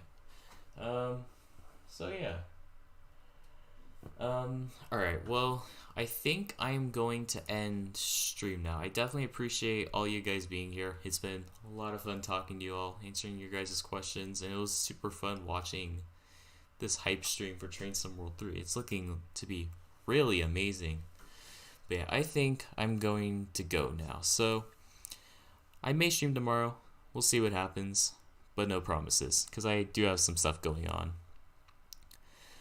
So yeah, I hope you all enjoyed the stream. If you're new to the channel, consider liking the stream and subscribing to the channel for more Train Sim World 2, Train Sim World 3 content and streams.